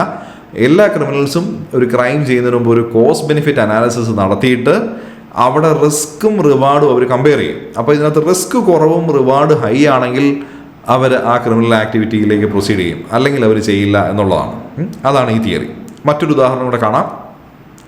അപ്പോൾ ഒരു ഹാക്കർ, അപ്പോൾ ഒരു ഇന്ത്യൻ ബാങ്ക് ഹാക്ക് ചെയ്യാൻ ശ്രമിക്കുന്ന ഒരു ഹാക്കർ ഉണ്ടെന്ന് വിചാരിക്കുക. അപ്പോൾ ആ ഹാക്കർ ആ ഹാക്കിംഗ് എന്നുള്ള ആ ഒരു ക്രിമിനൽ ആക്ടിവിറ്റിയിലേക്ക് ഏർപ്പെടുന്നതിന് മുൻപ് അയാൾ പിടിക്കപ്പെടാൻ എന്തുമാത്രം സാധ്യതയുണ്ടെന്നും പിടിക്കപ്പെട്ടില്ലെങ്കിൽ എന്തുമാത്രം ഫിനാൻഷ്യൽ ഗെയിൻ അതിനകത്തുനിന്ന് എന്തുമാത്രം സാമ്പത്തിക നേട്ടം ഉണ്ടാക്കാനായിട്ട് പറ്റുമെന്നുള്ളതും പരിശോധിച്ചതിന് ശേഷമാണ് അങ്ങനെയുള്ളൊരു സൈബർ ക്രൈം ചെയ്യുക. അപ്പോൾ അയാളുടെ ഒരു കോൺഷ്യസ് ആയിട്ടുള്ള ബോധപൂർവമായിട്ടുള്ള ഒരു തീരുമാനം അതിൻ്റെ പിന്നിലുള്ള ഒരു റാഷണൽ ആയിട്ടുള്ളൊരു ചോയ്സ് ഉണ്ട്. ഞാൻ മുമ്പേ പറഞ്ഞ എക്സാമ്പിളാണെങ്കിൽ ക്ലാസ്സിലാണെങ്കിലും കോപ്പി അടിക്കണോ വേണ്ടയോ എന്നുള്ളതിന് ഓരോ വ്യക്തിയും ഒന്ന് ആലോചിക്കും. അവരാരും നിർബന്ധിച്ച് കോപ്പി അടിപ്പിക്കുന്നതല്ലോ. അപ്പോൾ ഓരോ വ്യക്തിയും ആലോചിച്ചിട്ട് അവർ റാഷണലായിട്ട് എടുക്കുന്ന ഒരു ചോയ്സാണ്. അതിനകത്തുനിന്ന് എന്ത് ബെനിഫിറ്റ് കിട്ടും, എന്താണ് അതിനകത്ത് റിസ്ക് ഉള്ളത്, ഒരു റിസ്ക്കും ഇല്ല, കൂടുതൽ ബെനിഫിറ്റ് ആണെന്ന് തോന്നി അവർ ഉറപ്പായിട്ടും അതിൽ എൻഗേജ് ചെയ്യും. മിക്ക ആൾക്കാരും എൻഗേജ് ചെയ്യും. എന്നാലും അങ്ങനെയാണെങ്കിൽ പോലും സ്ട്രോങ് മൊറാലിറ്റി ഉള്ളവർ അതിൽ നിന്ന് മാറി നിൽക്കും. അതാണ് അവിടുത്തെ ഒരു ആസ്പെക്റ്റ് നമ്മളിപ്പം പറഞ്ഞത്. ഇനി രണ്ടാമത്തെ മോഡേൺ തിയറി എന്ന് പറഞ്ഞാൽ റൊട്ടീൻ ആക്ടിവിറ്റീസ് തിയറിയാണ്. ഇത് കുറച്ചും കൂടെ ഒരു കണക്ട് ചെയ്യാൻ പറ്റുന്ന ഒരു തിയറിയാണ് റൊട്ടീൻ ആക്ടിവിറ്റീസ് തിയറി. അപ്പോൾ റൊട്ടീൻ ആക്ടിവിറ്റീസ് തിയറി പറയുന്നതെന്ന് പറഞ്ഞാൽ 3 കാര്യങ്ങളെങ്കിലും ഉണ്ടെങ്കിലേ ഒരു ക്രൈം സംഭവിക്കുള്ളൂ എന്നുള്ളതാണ്. അപ്പോൾ ക്രൈം സംഭവിക്കണമെങ്കിൽ അവിടെ ക്രൈം ചെയ്യണമെന്നുള്ള ആഗ്രഹമുള്ള ഒരു ഒഫൻഡർ അവിടെ ഉണ്ടാവണം, ഒരു മോട്ടിവേറ്റഡ് ഒഫൻഡർ ഉണ്ടാവണം, ആ ഒഫൻഡർക്ക് പറ്റിയൊരു ടാർഗറ്റ് ഉണ്ടാവണം, അവിടെ ഒരു ഗാർഡിയൻഷിപ്പ് ഉണ്ടാവരുത് എന്നുള്ളതാണ്. ഒരു ഗാർഡിയൻഷിപ്പാണ്, അതൊരു ലോ എൻഫോഴ്സ്മെൻറ്റ് അവിടെ ഉണ്ടാവരുത്. അപ്പോൾ ഈ 3 കാര്യങ്ങളോട് ഒന്നിച്ച് വരുമ്പോഴാണ് അവിടെ ഒരു ക്രൈം നടക്കുക. അതായത് ഒന്നുകൂടെ പറയാം, റൊട്ടീൻ ആക്ടിവിറ്റീസ് തിയറി പറയുന്നത് ഒരു ക്രൈം നടക്കണമെങ്കിൽ അവിടെ 3 കാര്യങ്ങൾ ചേർന്ന് വരണം. അതായത് അവിടെ ഒരു ഒഫൻഡർ വേണം, അവിടെ ഒരു ടാർഗറ്റ് വേണം, അവിടെ ഒരു ആബ്സെൻസ് ഓഫ് ഗാർഡിയൻഷിപ്പ് വേണം, അല്ലെങ്കിൽ ഒരു ആബ്സെൻസ് ഓഫ് ലോ എൻഫോഴ്സ്മെൻറ്റ് വേണം. അപ്പോൾ ഈ 3 കാര്യങ്ങളുണ്ടെങ്കിൽ അവിടെ ഒരു ക്രൈം നടക്കാനുള്ള സാധ്യത കൂടുതലാണ്. ഈ 3 കാര്യങ്ങൾ ഉണ്ടെങ്കിലേ ഏത് ക്രൈം എടുത്തു നോക്കിയാൽ ഈ 3 കാര്യങ്ങൾ അവിടെ ഉണ്ടാവും എന്നുള്ളതാണ് ഈ റൊട്ടീൻ ആക്ടിവിറ്റീസ് തിയറി പറയുന്നത്. അപ്പോൾ ഒരു ഉദാഹരണം, പിക്ക് പോക്കറ്റിംഗ് എന്ന് പറയുന്നത് എന്താ? പോക്കറ്റ് അടിക്കുക. റെയിൽവേ സ്റ്റേഷൻ, ക്രൗഡഡ് ആയിട്ടുള്ള റെയിൽവേ സ്റ്റേഷനിൽ പലപ്പോഴും പോക്കറ്റ് അടിക്കാറുണ്ട്. അപ്പോൾ അവിടെ പോക്കറ്റ് അടിക്കണം എന്നുള്ള ലക്ഷ്യത്തിൽ തന്നെ വരുന്ന ഒരു ഒഫൻഡർ അവിടെ ഉണ്ട്. അതിന് പറ്റിയ ടാർഗറ്റുകൾ ഉണ്ടാവാം. റെയിൽവേ സ്റ്റേഷനിൽ തിരക്ക് കൂടിയ റെയിൽവേ സ്റ്റേഷൻ ഉണ്ടാവാം. അവിടെ ഒരു നല്ലൊരു ഗാർഡിയൻഷിപ്പ് അവിടെ ഉണ്ടാവത്തില്ല. അവിടെ ഒരു കറക്റ്റായിട്ടുള്ള ലോ എൻഫോഴ്സ്മെൻറ്റ് അവിടെ നടത്താനും ബുദ്ധിമുട്ടാണ്. അത് അത്രയും തിരക്കുമാണ്. അപ്പോൾ അവിടെ പൊട്ടൻഷ്യൽ വിക്ടിംസ് ഉണ്ടാവാം. അവിടെ പോലീസിൻ്റെ സർവൈലൻസ് ലിമിറ്റഡ് ആണ്. അത്രയും തിരക്കുമാണ്. അതുകൊണ്ടാണ് പല ഉത്സവത്തിലുമൊക്കെ പോക്കറ്റടി പലപ്പോഴും കൂടുതലാണ്, അല്ലേ? അപ്പം പലപ്പോഴും നടക്കാൻ പെരുന്നാളിന് ഉത്സവത്തിനൊക്കെ പോയി കഴിഞ്ഞാൽ ഇവിടെ അത്രയും ജനക്കൂട്ടം ആവുന്നതുകൊണ്ട് പോക്കറ്റ് അടിക്കാനുള്ള അവസരം ഭയങ്കര എളുപ്പമാണ്. പോക്കറ്റ് അടിക്കാർക്ക് എളുപ്പമാണ്. പോലീസിന് വളരെ പരിമിതികൾ അവിടെ ഉണ്ടാവാം. അപ്പോൾ അതാണ് ഈ റൊട്ടീൻ ആക്ടിവിറ്റീസ് തിയറി. ഇപ്പോൾ ഈ റൊട്ടീൻ ആക്ടിവിറ്റീസ് ഞാൻ പറഞ്ഞ 3 കാര്യങ്ങൾ ഒന്നുകൂടെ ഒന്ന് ആലോചിച്ച് നോക്കി. ഒരു മോട്ടിവേറ്റഡ് ആയിട്ടുള്ള ഒഫൻഡർ, ഒരു suitable target, absence of guardianship. അപ്പോൾ ഈ ഒരു കാര്യത്തിൽ മറ്റൊരു ഉദാഹരണം കൂടെ ഞാൻ പറയാം. ആ ഉദാഹരണം എന്ന് പറഞ്ഞാൽ ഈ പീഡോഫൈൽസിനെ പറ്റി നിങ്ങൾ കേട്ടിട്ടുണ്ടാവും, അല്ലേ? കൊച്ചു കുട്ടികളെ ലൈംഗികമായി ഒക്കെ പീഡിപ്പിക്കുന്ന ആൾക്കാരാണ് പീഡോഫൈൽസ്. ഇപ്പോൾ പീഡോഫൈൽ എന്ന് പറയുന്ന ആൾ ഒരു മോട്ടിവേറ്റഡ് ഒഫൻഡറാണ്. അവരുടെ ടാർഗറ്റ് എന്ന് പറഞ്ഞാൽ കുട്ടികളുമാണ്. അപ്പോൾ അവർ ഒരു US ഉള്ള ഒരു കുപ്രസിദ്ധനായ ഒരു പീഡോഫൈലിനെ പോലീസ് ക്വസ്റ്റ്യൻ ചെയ്തു. ഒരു കുട്ടിയെ നിങ്ങൾ ആക്രമിക്കാനായിട്ട് ഉപയോഗിക്കാനായിട്ട് തിരഞ്ഞെടുക്കുമ്പോൾ എന്ത് കാര്യമാണ് അയാൾ ശ്രദ്ധിക്കുന്നതെന്ന് ചോദിച്ചപ്പോൾ ഈ സീരിയലായിട്ടുള്ള പീഡോഫൈലിൽ പറഞ്ഞ ഒരു കാര്യം എന്ന് പറഞ്ഞാൽ, ഒരു സ്ട്രോങ് ഫാദർ ഇല്ലാത്ത കുട്ടിയെയാണ് ഞാൻ സെലക്ട് ചെയ്യുന്നതെന്നുള്ളതാണ്. എന്ന് പറഞ്ഞാൽ ഒരു സ്ട്രോങ് ഫാദർ എന്ന് പറഞ്ഞാൽ ആ കുട്ടിയെ പ്രൊട്ടക്റ്റ് ചെയ്യുന്ന ഒരു ഗാർഡിയനാണ്, അല്ലേ?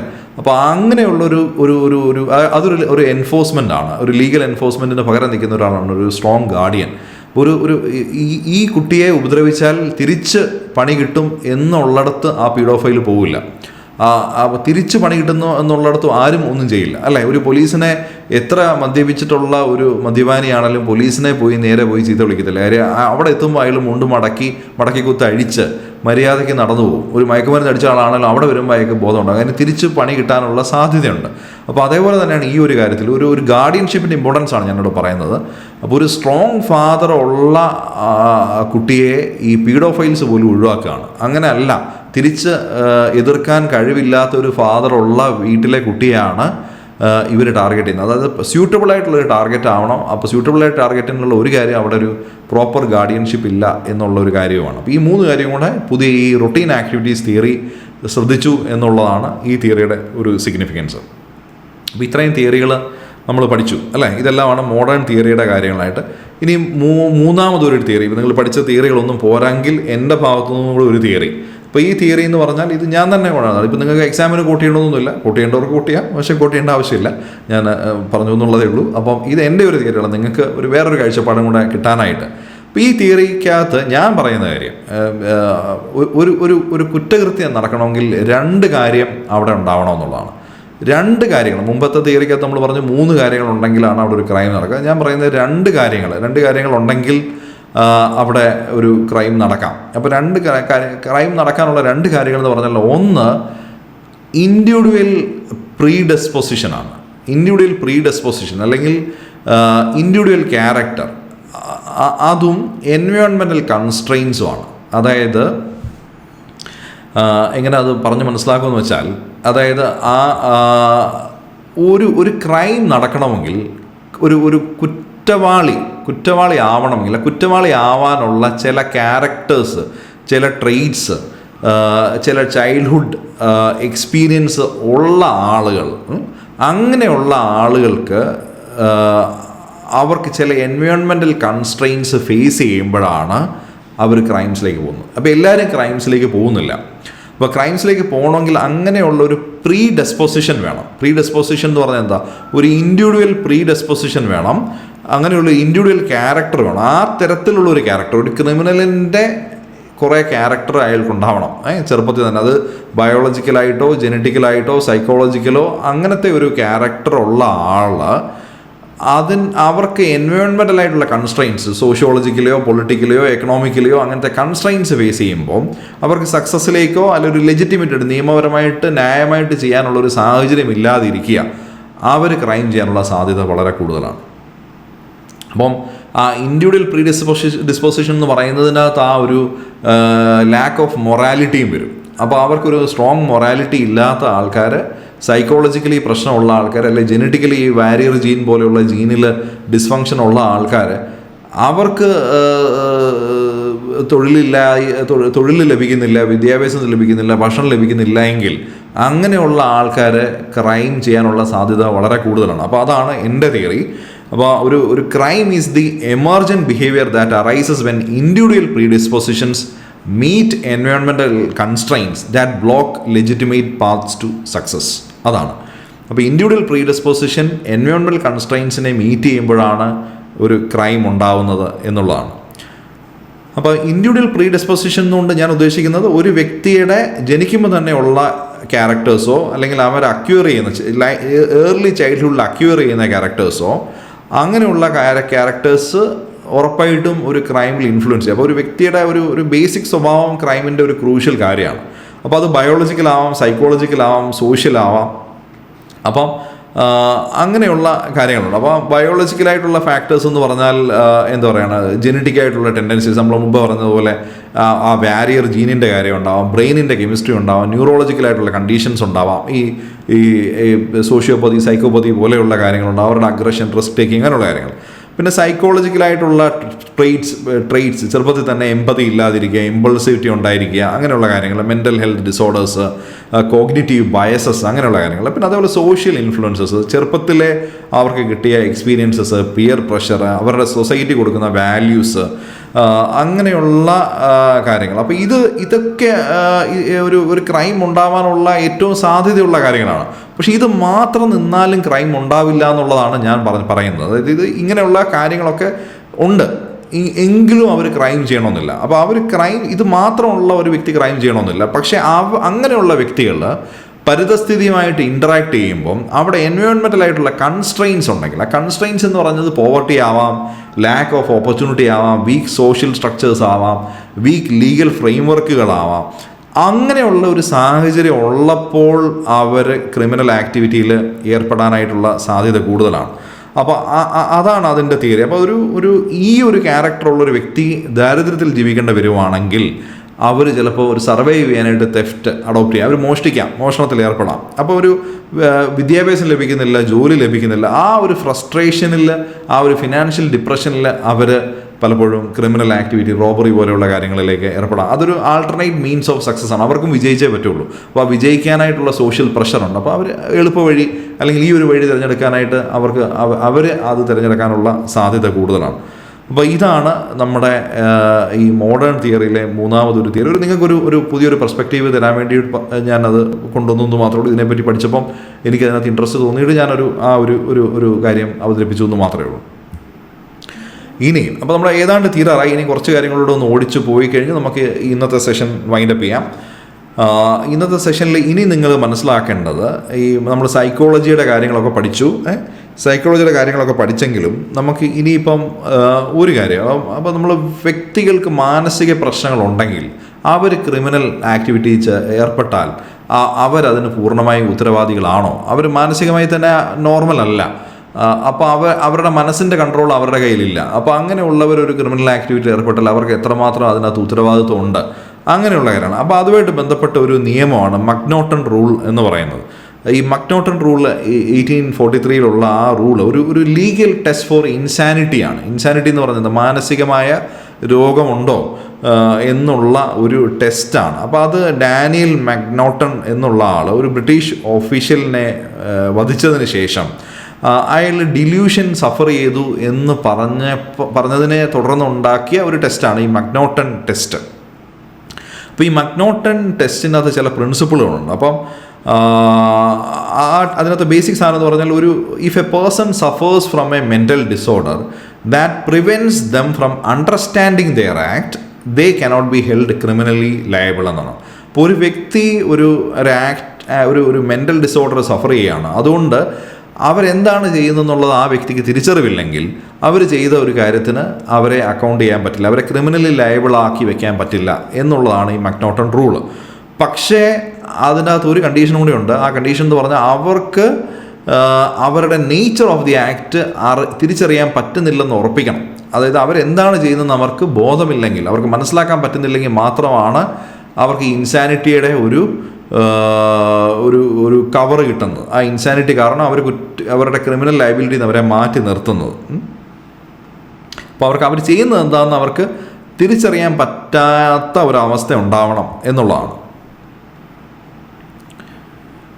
അപ്പോൾ ഇന്ത്യൻ ക്രിമിനൽ ലോയിൽ ഇൻസാനിറ്റിയെ പറ്റി പറയുന്ന സെക്ഷനാണ് IPC ഉണ്ടായിരുന്ന കാലത്ത്. IPCയുടെ സെക്ഷൻ 84 ഇൻസാനിറ്റി ഉള്ള ആൾക്കാർക്കുള്ള ഇമ്മ്യൂണിറ്റിയാണ്. അവരെ ക്രിമിനൽ ലയബിളായിട്ട് വെക്കത്തില്ല. അവർ ചെയ്യുന്ന പ്രവൃത്തിയുടെ നേച്ചർ അവർക്ക് അറിയാനുള്ള ഇൻകേപ്പബിലിറ്റി ഉണ്ടെങ്കിലോ, അല്ലെങ്കിൽ അവർ ചെയ്യുന്ന പ്രവൃത്തി നിയമത്തിന് എതിരാണ് എന്ന് തിരിച്ചറിയാനുള്ള ഒരു ഇൻകപ്പാസിറ്റി ഉണ്ടെങ്കിലോ, ഇത് രണ്ടുണ്ടെങ്കിലും അവർക്കൊരു ഇമ്മ്യൂണിറ്റി ഉണ്ടായിരുന്നു. അപ്പോൾ ഇതുമായിട്ട് ബന്ധപ്പെട്ട ഒരു കേസിലാണ് Surendra Mishra versus state of Jharkhand. അപ്പോൾ ഈ കേസിൽ സുപ്രീം കോർട്ട് പറഞ്ഞതെന്ന് പറഞ്ഞാൽ ഒരു മാനസിക പ്രശ്നമുണ്ട്, ഒരു മാനസികാരോഗ്യ ബുദ്ധിമുട്ടുണ്ട് എന്നുള്ളത് കൊണ്ട് മാത്രമായില്ല, ആ വ്യക്തിക്ക് ശരിയും തെറ്റും തമ്മിൽ തിരിച്ചറിയാനുള്ള ഒരു അവസ്ഥയില്ല എന്നും കൂടെ പ്രൂവ് ചെയ്താൽ മാത്രമേ അവർക്ക് ഇൻസാനിറ്റിയുടെ ഡിഫൻസ് പറയാൻ പറ്റത്തുള്ളൂ. സെക്ഷൻ 84 ഓഫ് IPC ആപ്ലിക്കബിൾ ആവണമെന്നുള്ളൂ. അപ്പോൾ അവർക്ക് ശരിയും തെറ്റും തിരിച്ചറിയാൻ പറ്റാത്ത ഒരാൾ ചെയ്യുന്ന കാര്യം ഇൻസാനിറ്റിയാണ്. അപ്പോൾ ശരിയും തെറ്റും തിരിച്ചറിയാൻ പറ്റാത്തൊരവസ്ഥ ഉള്ള തരത്തിലുള്ളൊരു മാനസിക പ്രശ്നം ഉണ്ടാവണം. അപ്പോൾ ചെറിയൊരു മാനസിക പ്രശ്നം ഉണ്ടെന്ന് പറഞ്ഞിട്ട് കാര്യമില്ല. അപ്പം മാനസിക പ്രശ്നമുള്ള പലർക്കും ശരിയും തെറ്റും എന്താണെന്ന് തിരിച്ചറിയാനൊക്കെ പറ്റും. പക്ഷേ ആ ശരിയും തെറ്റും തിരിച്ചറിയാൻ പറ്റാത്ത അത്ര ലെവലിലുള്ള ഒരു മാനസിക പ്രശ്നം ഉണ്ടെങ്കിൽ മാത്രമേ അത് ആപ്ലിക്കബിൾ ആവത്തുള്ളൂ. അപ്പോൾ ഒരു നിതാരി സീരിയൽ മർഡർ കേസ് നമ്മൾ കഴിഞ്ഞ ദിവസം പറഞ്ഞിരുന്നു തോന്നുന്നു. അപ്പോൾ അതിൻ്റെ അകത്ത് മെൻ്റൽ ഇൽനെസ്സിൻ്റെ ക്ലെയിം വന്നിരുന്നു. പക്ഷേ കോർട്ട് അതൊരു ഡിഫൻസായിട്ട് എടുത്തില്ല. കാര്യം എന്താണ്, അത് അക്യൂസ്ഡ് പ്ലാൻ ചെയ്തിരുന്നു. ആ ഓരോ ക്രൈം ചെയ്യാനായിട്ട് അക്യൂസ്ഡ് പ്ലാൻ ചെയ്തിരുന്നു. അപ്പോൾ ശരിയും തെറ്റും എന്താണെന്ന് അറിയാമായിരുന്നു എന്നുള്ളതാണ് കോടതിയുടെ നിഗമനം. അത്രയും പ്ലാനിങ് ഒക്കെ ചെയ്യാനുള്ളൊരു കഴിവുള്ള ആൾക്ക് ശരിയും തെറ്റും എന്താണെന്ന് തിരിച്ചറിയാനുള്ള കഴിവുണ്ട് എന്നുള്ളതാണ് കോടതിയുടെ നിയമനം. അതൊരു ഹീറ്റ് ഓഫ് ദി മൊമെൻറ്റിൽ ചെയ്യുന്നതല്ല, ഇമ്പൾസീവായിട്ട് ചെയ്യുന്നതല്ല, പ്ലാൻഡ് ആയിട്ട് ചെയ്യുകയാണ്. അപ്പോൾ ആ പ്ലാനിങ്ങിനുള്ള കഴിവുള്ള ഒരാൾക്ക് ശരിയും തെറ്റും തിരിച്ചറിയാനുള്ള കഴിവ് ഉണ്ടായിരിക്കും എന്നുള്ളതാണ് അവിടുത്തെ ഒരു അസംഷൻ. അതാണ് നിതാരി സീരിയൽ മർഡർ കേസ്. ഇനിയും ഈ മൊബിലിറ്റി അല്ലെങ്കിൽ മൈഗ്രേഷനും കൾച്ചറും ക്രൈമുമായിട്ടുള്ള ഒരു ബന്ധം എന്താണെന്നുള്ളതാണ്. അതൊരു ചിലപ്പോൾ ഒരു ക്വസ്റ്റ്യൻ ആയിട്ട് ചോദിക്കാം. How is mobility related to crime, അല്ലെങ്കിൽ how is migration related to crime? അപ്പം നമ്മൾ ഇപ്പോൾ തന്നെ ഒത്തിരി മൈഗ്രേഷൻ നടക്കുന്നുണ്ട് അല്ലേ. ഇന്ത്യക്കാർ പുറത്തേക്ക് പോകുന്നു, ബംഗാളികൾ കേരളത്തിലേക്ക് വരുന്നു, പലതരത്തിലുള്ള മൈഗ്രേഷൻ ഉണ്ട്. അപ്പോൾ ഈ മൈഗ്രേഷൻ നടക്കുമ്പോൾ ഈ സോഷ്യൽ ബോണ്ട്സ് ഡിസ്ട്രപ്റ്റഡ് ആവുകയാണ്. അപ്പോൾ ഇവിടെയുള്ള ആൾക്കാർ ഇവിടെ ഇല്ല, പുതിയൊരു സ്ഥലത്ത് ചെല്ലുമ്പോൾ അവർക്ക് അവിടെയുള്ള ആൾക്കാരോട് ഒരു ബന്ധമൊന്നുമില്ല, എല്ലാവരും സ്ട്രേഞ്ചേഴ്സാണ്. അപ്പോൾ അങ്ങനെ വരുന്ന സമയത്ത് ഒരു ബോണ്ടില്ല, സോഷ്യൽ ബോണ്ടില്ല. അപ്പോൾ സോഷ്യൽ ബോണ്ട് ഇല്ലെങ്കിൽ അവിടെ സൊസൈറ്റിയിൽ ക്രൈംസിന് സാധ്യത കൂടുതലാണ്. അതുമാത്രമല്ല അവിടെ ഒരു കൾച്ചറൽ കോൺഫ്ലിക്ട്സും ഉണ്ടാവാം, ഒരു ട്രഡീഷണൽ മോഡേൺ വാല്യൂസ് തമ്മിലുള്ള ഒരു ക്ലാഷ് ഉണ്ടാവാം. ഇപ്പം തന്നെ ഇന്ത്യക്കാർ UK-യിലും ഓസ്ട്രേലിയയിലും കാനഡയിലും ഒക്കെ ചെന്നിട്ട് അവിടെ ഒരു കൾച്ചറൽ ക്ലാഷ് ഉണ്ട്. ഇന്ത്യക്കാരുടെ കൾച്ചറും അവിടെയുള്ള കൾച്ചറും, അതായത് അവിടെയുള്ള ട്രഡീഷണൽ കൾച്ചറും ഇന്ത്യക്കാരുടെ കൾച്ചറും തമ്മിലുള്ള ക്ലാഷ് ഉണ്ട്. ആ ക്ലാഷ് വരുമ്പോൾ പലപ്പോഴും അതൊരു ക്രൈമിലേക്ക് നയിക്കാം. അപ്പം ഈ കൾച്ചർ എങ്ങനെയാണ് ക്രൈമിലേക്ക് നയിക്കുന്നതെന്ന് ഉള്ളൊരു ക്വസ്റ്റ്യനും വരാം. ഇപ്പോൾ മൈഗ്രേഷൻ വരുന്ന കാര്യം പറഞ്ഞു. അതുമാത്രമല്ല നോർമലി തന്നെ ഈ കൾച്ചറൽ കോൺഫ്ലിക്റ്റും പലപ്പോഴും ക്രൈംസിലേക്ക് വരാം. അതിൻ്റെ ഒരു ഉദാഹരണമാണ് ഈ ഓണർ കില്ലിങ്സ് എന്ന് പറയുന്നത്. ഓണർ കില്ലിങ്സ് എന്ന് പറഞ്ഞാൽ എന്താണ്? ട്രഡീഷണലായിട്ടുള്ള ചില ഫാമിലികൾക്ക് ചില ബിലീഫുണ്ട്. നമ്മുടെ ഫാമിലിക്ക് ഒരുപാട് ഓണറുണ്ട്, നമ്മുടെ ഫാമിലി വളരെ കൂടിയ ഫാമിലിയാണ്. അപ്പോൾ ഇവിടെ ഒരു കല്യാണം കഴിക്കുവാണെങ്കിൽ ഇന്ന കാസ്റ്റിൽപ്പെട്ട ആളെ മാത്രമേ കഴിക്കാൻ പറ്റുള്ളൂ. അപ്പോൾ അതല്ലാതെ ഒരു ഫാമിലിയിൽ നിന്നൊരു കല്യാണം ഇവർ ചെറുക്കനും പെണ്ണും കൂടെ ആലോചിച്ച് കഴിച്ചാൽ പോലും അത് ഫാമിലിയുടെ അഭിമാനത്തിന് ക്ഷതമേൽപ്പിച്ചെന്ന് പറഞ്ഞ് ദുരാഭിമാന കൊല നടക്കാറുണ്ട്. അതാണ് ഓണർ കില്ലിങ്സ് എന്നുകൊണ്ട് ഉദ്ദേശിക്കുന്നത്. അപ്പോൾ അങ്ങനത്തെ പ്രശ്നങ്ങൾ ഉണ്ടാവാറുണ്ട്. അപ്പോൾ അതുമായിട്ട് ഈ ഓണർ കില്ലിങ്സുമായിട്ട് ബന്ധപ്പെട്ടിട്ടുള്ള ഒരു സുപ്രീം കോർട്ടിൻ്റെ കേസ് ലോയാണ് Shakti Vahini versus Union of India 2018 case. Shakti Vahini versus Union of India. അതിനകത്ത് honour killings violate fundamental rights എന്നാണ് സുപ്രീം കോർട്ട് എടുത്ത സ്റ്റാൻഡ്. അത് ഓരോ വ്യക്തിക്കും ഫണ്ടമെൻ്റലായിട്ടുള്ള അവകാശങ്ങളുണ്ട്. ആരെ കല്യാണം കഴിക്കണം എന്നുള്ളത് ഒരു ഫണ്ടമെൻ്റൽ റൈറ്റാണ്. അപ്പോൾ അത് ഈ ഓണർ കില്ലിങ്സ് വയലേറ്റ് ചെയ്യുന്നു എന്നുള്ളതാണ് സുപ്രീം കോർട്ട് ഈ ശക്തിവാഹിനി വേഴ്സസ് യൂണിയൻ ഓഫ് ഇന്ത്യ കേസിൽ എടുത്തത്. ഇനിയും പിന്നെ ഈ പൊളിറ്റിക്കൽ ഐഡിയോളജിയും ക്രൈമുമായിട്ടുള്ള ബന്ധം, റിലീജിയനും ക്രൈമുമായിട്ടുള്ള ബന്ധം, ഇതെല്ലാം ഞാൻ എടുത്ത് പറയാനുള്ള കാര്യം ഇതെല്ലാം സിലബസിൽ പറയുന്ന കാര്യങ്ങളാണ്. അതുകൊണ്ടാണ് ഇതെല്ലാം എടുത്ത് പറയുന്നത്. അപ്പോൾ ഇതെല്ലാം ഡെപ്തിൽ മനസ്സിലാക്കണം. പക്ഷേ ബേസിക് ആയിട്ടുള്ള കാര്യങ്ങളാണ് ഞാനിപ്പം കവർ ചെയ്തു പോകുന്നത്. അപ്പോൾ അതിനകത്ത് നമ്മൾ ഈ ഐഡിയോളജി, പൊളിറ്റിക്കൽ ഐഡിയോളജി എടുക്കുമ്പോൾ എക്സ്ട്രീമായിട്ടുള്ള പൊളിറ്റിക്കൽ ഐഡിയോളജി പലപ്പോഴും ടെററിസവും കമ്മ്യൂണൽ വയലൻസും ഉണ്ടാക്കാറുണ്ട്. നമുക്കറിയാവുന്ന കാര്യം തന്നെയാണ്. എക്സ്ട്രീമായിട്ടുള്ള പൊളിറ്റിക്കൽ ഐഡിയോളജി ടെററിസം ക്രിയേറ്റ് ചെയ്യുന്നു. ടെററിസം എന്ന് പറഞ്ഞാൽ എന്താണ്? ടെറർ എന്ന് പറഞ്ഞാൽ ഭയമാണ്. ടെററിസം എന്ന് പറഞ്ഞാൽ ഭയം ജനിപ്പിക്കുകയാണ്, അല്ലേ?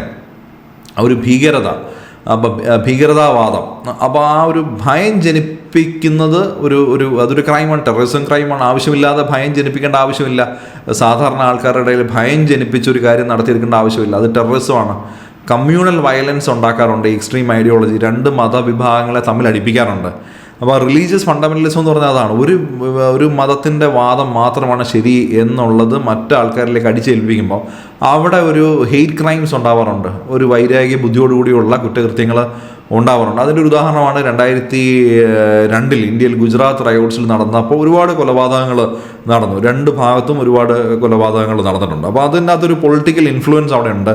ഒരു കമ്മ്യൂണൽ വയലൻസ് ആണ്. അതിൻ്റെ എല്ലാം കാര്യം എക്സ്ട്രീമിസ്റ്റ് ഐഡിയോളജിയും റിലീജിയസ് ഫണ്ടമെൻ്റലിസം ഒക്കെ അതിൻ്റെ ഒരു കാര്യമാണ്. അപ്പോൾ ഇതിന് എതിരെയുള്ള ഒരു നിയമപരമായിട്ടുള്ള എന്ത് ആക്ഷനാണ് അവിടെ ഉള്ളത്? അവിടെയാണ് UAPA പോലെയുള്ള നിയമങ്ങൾ.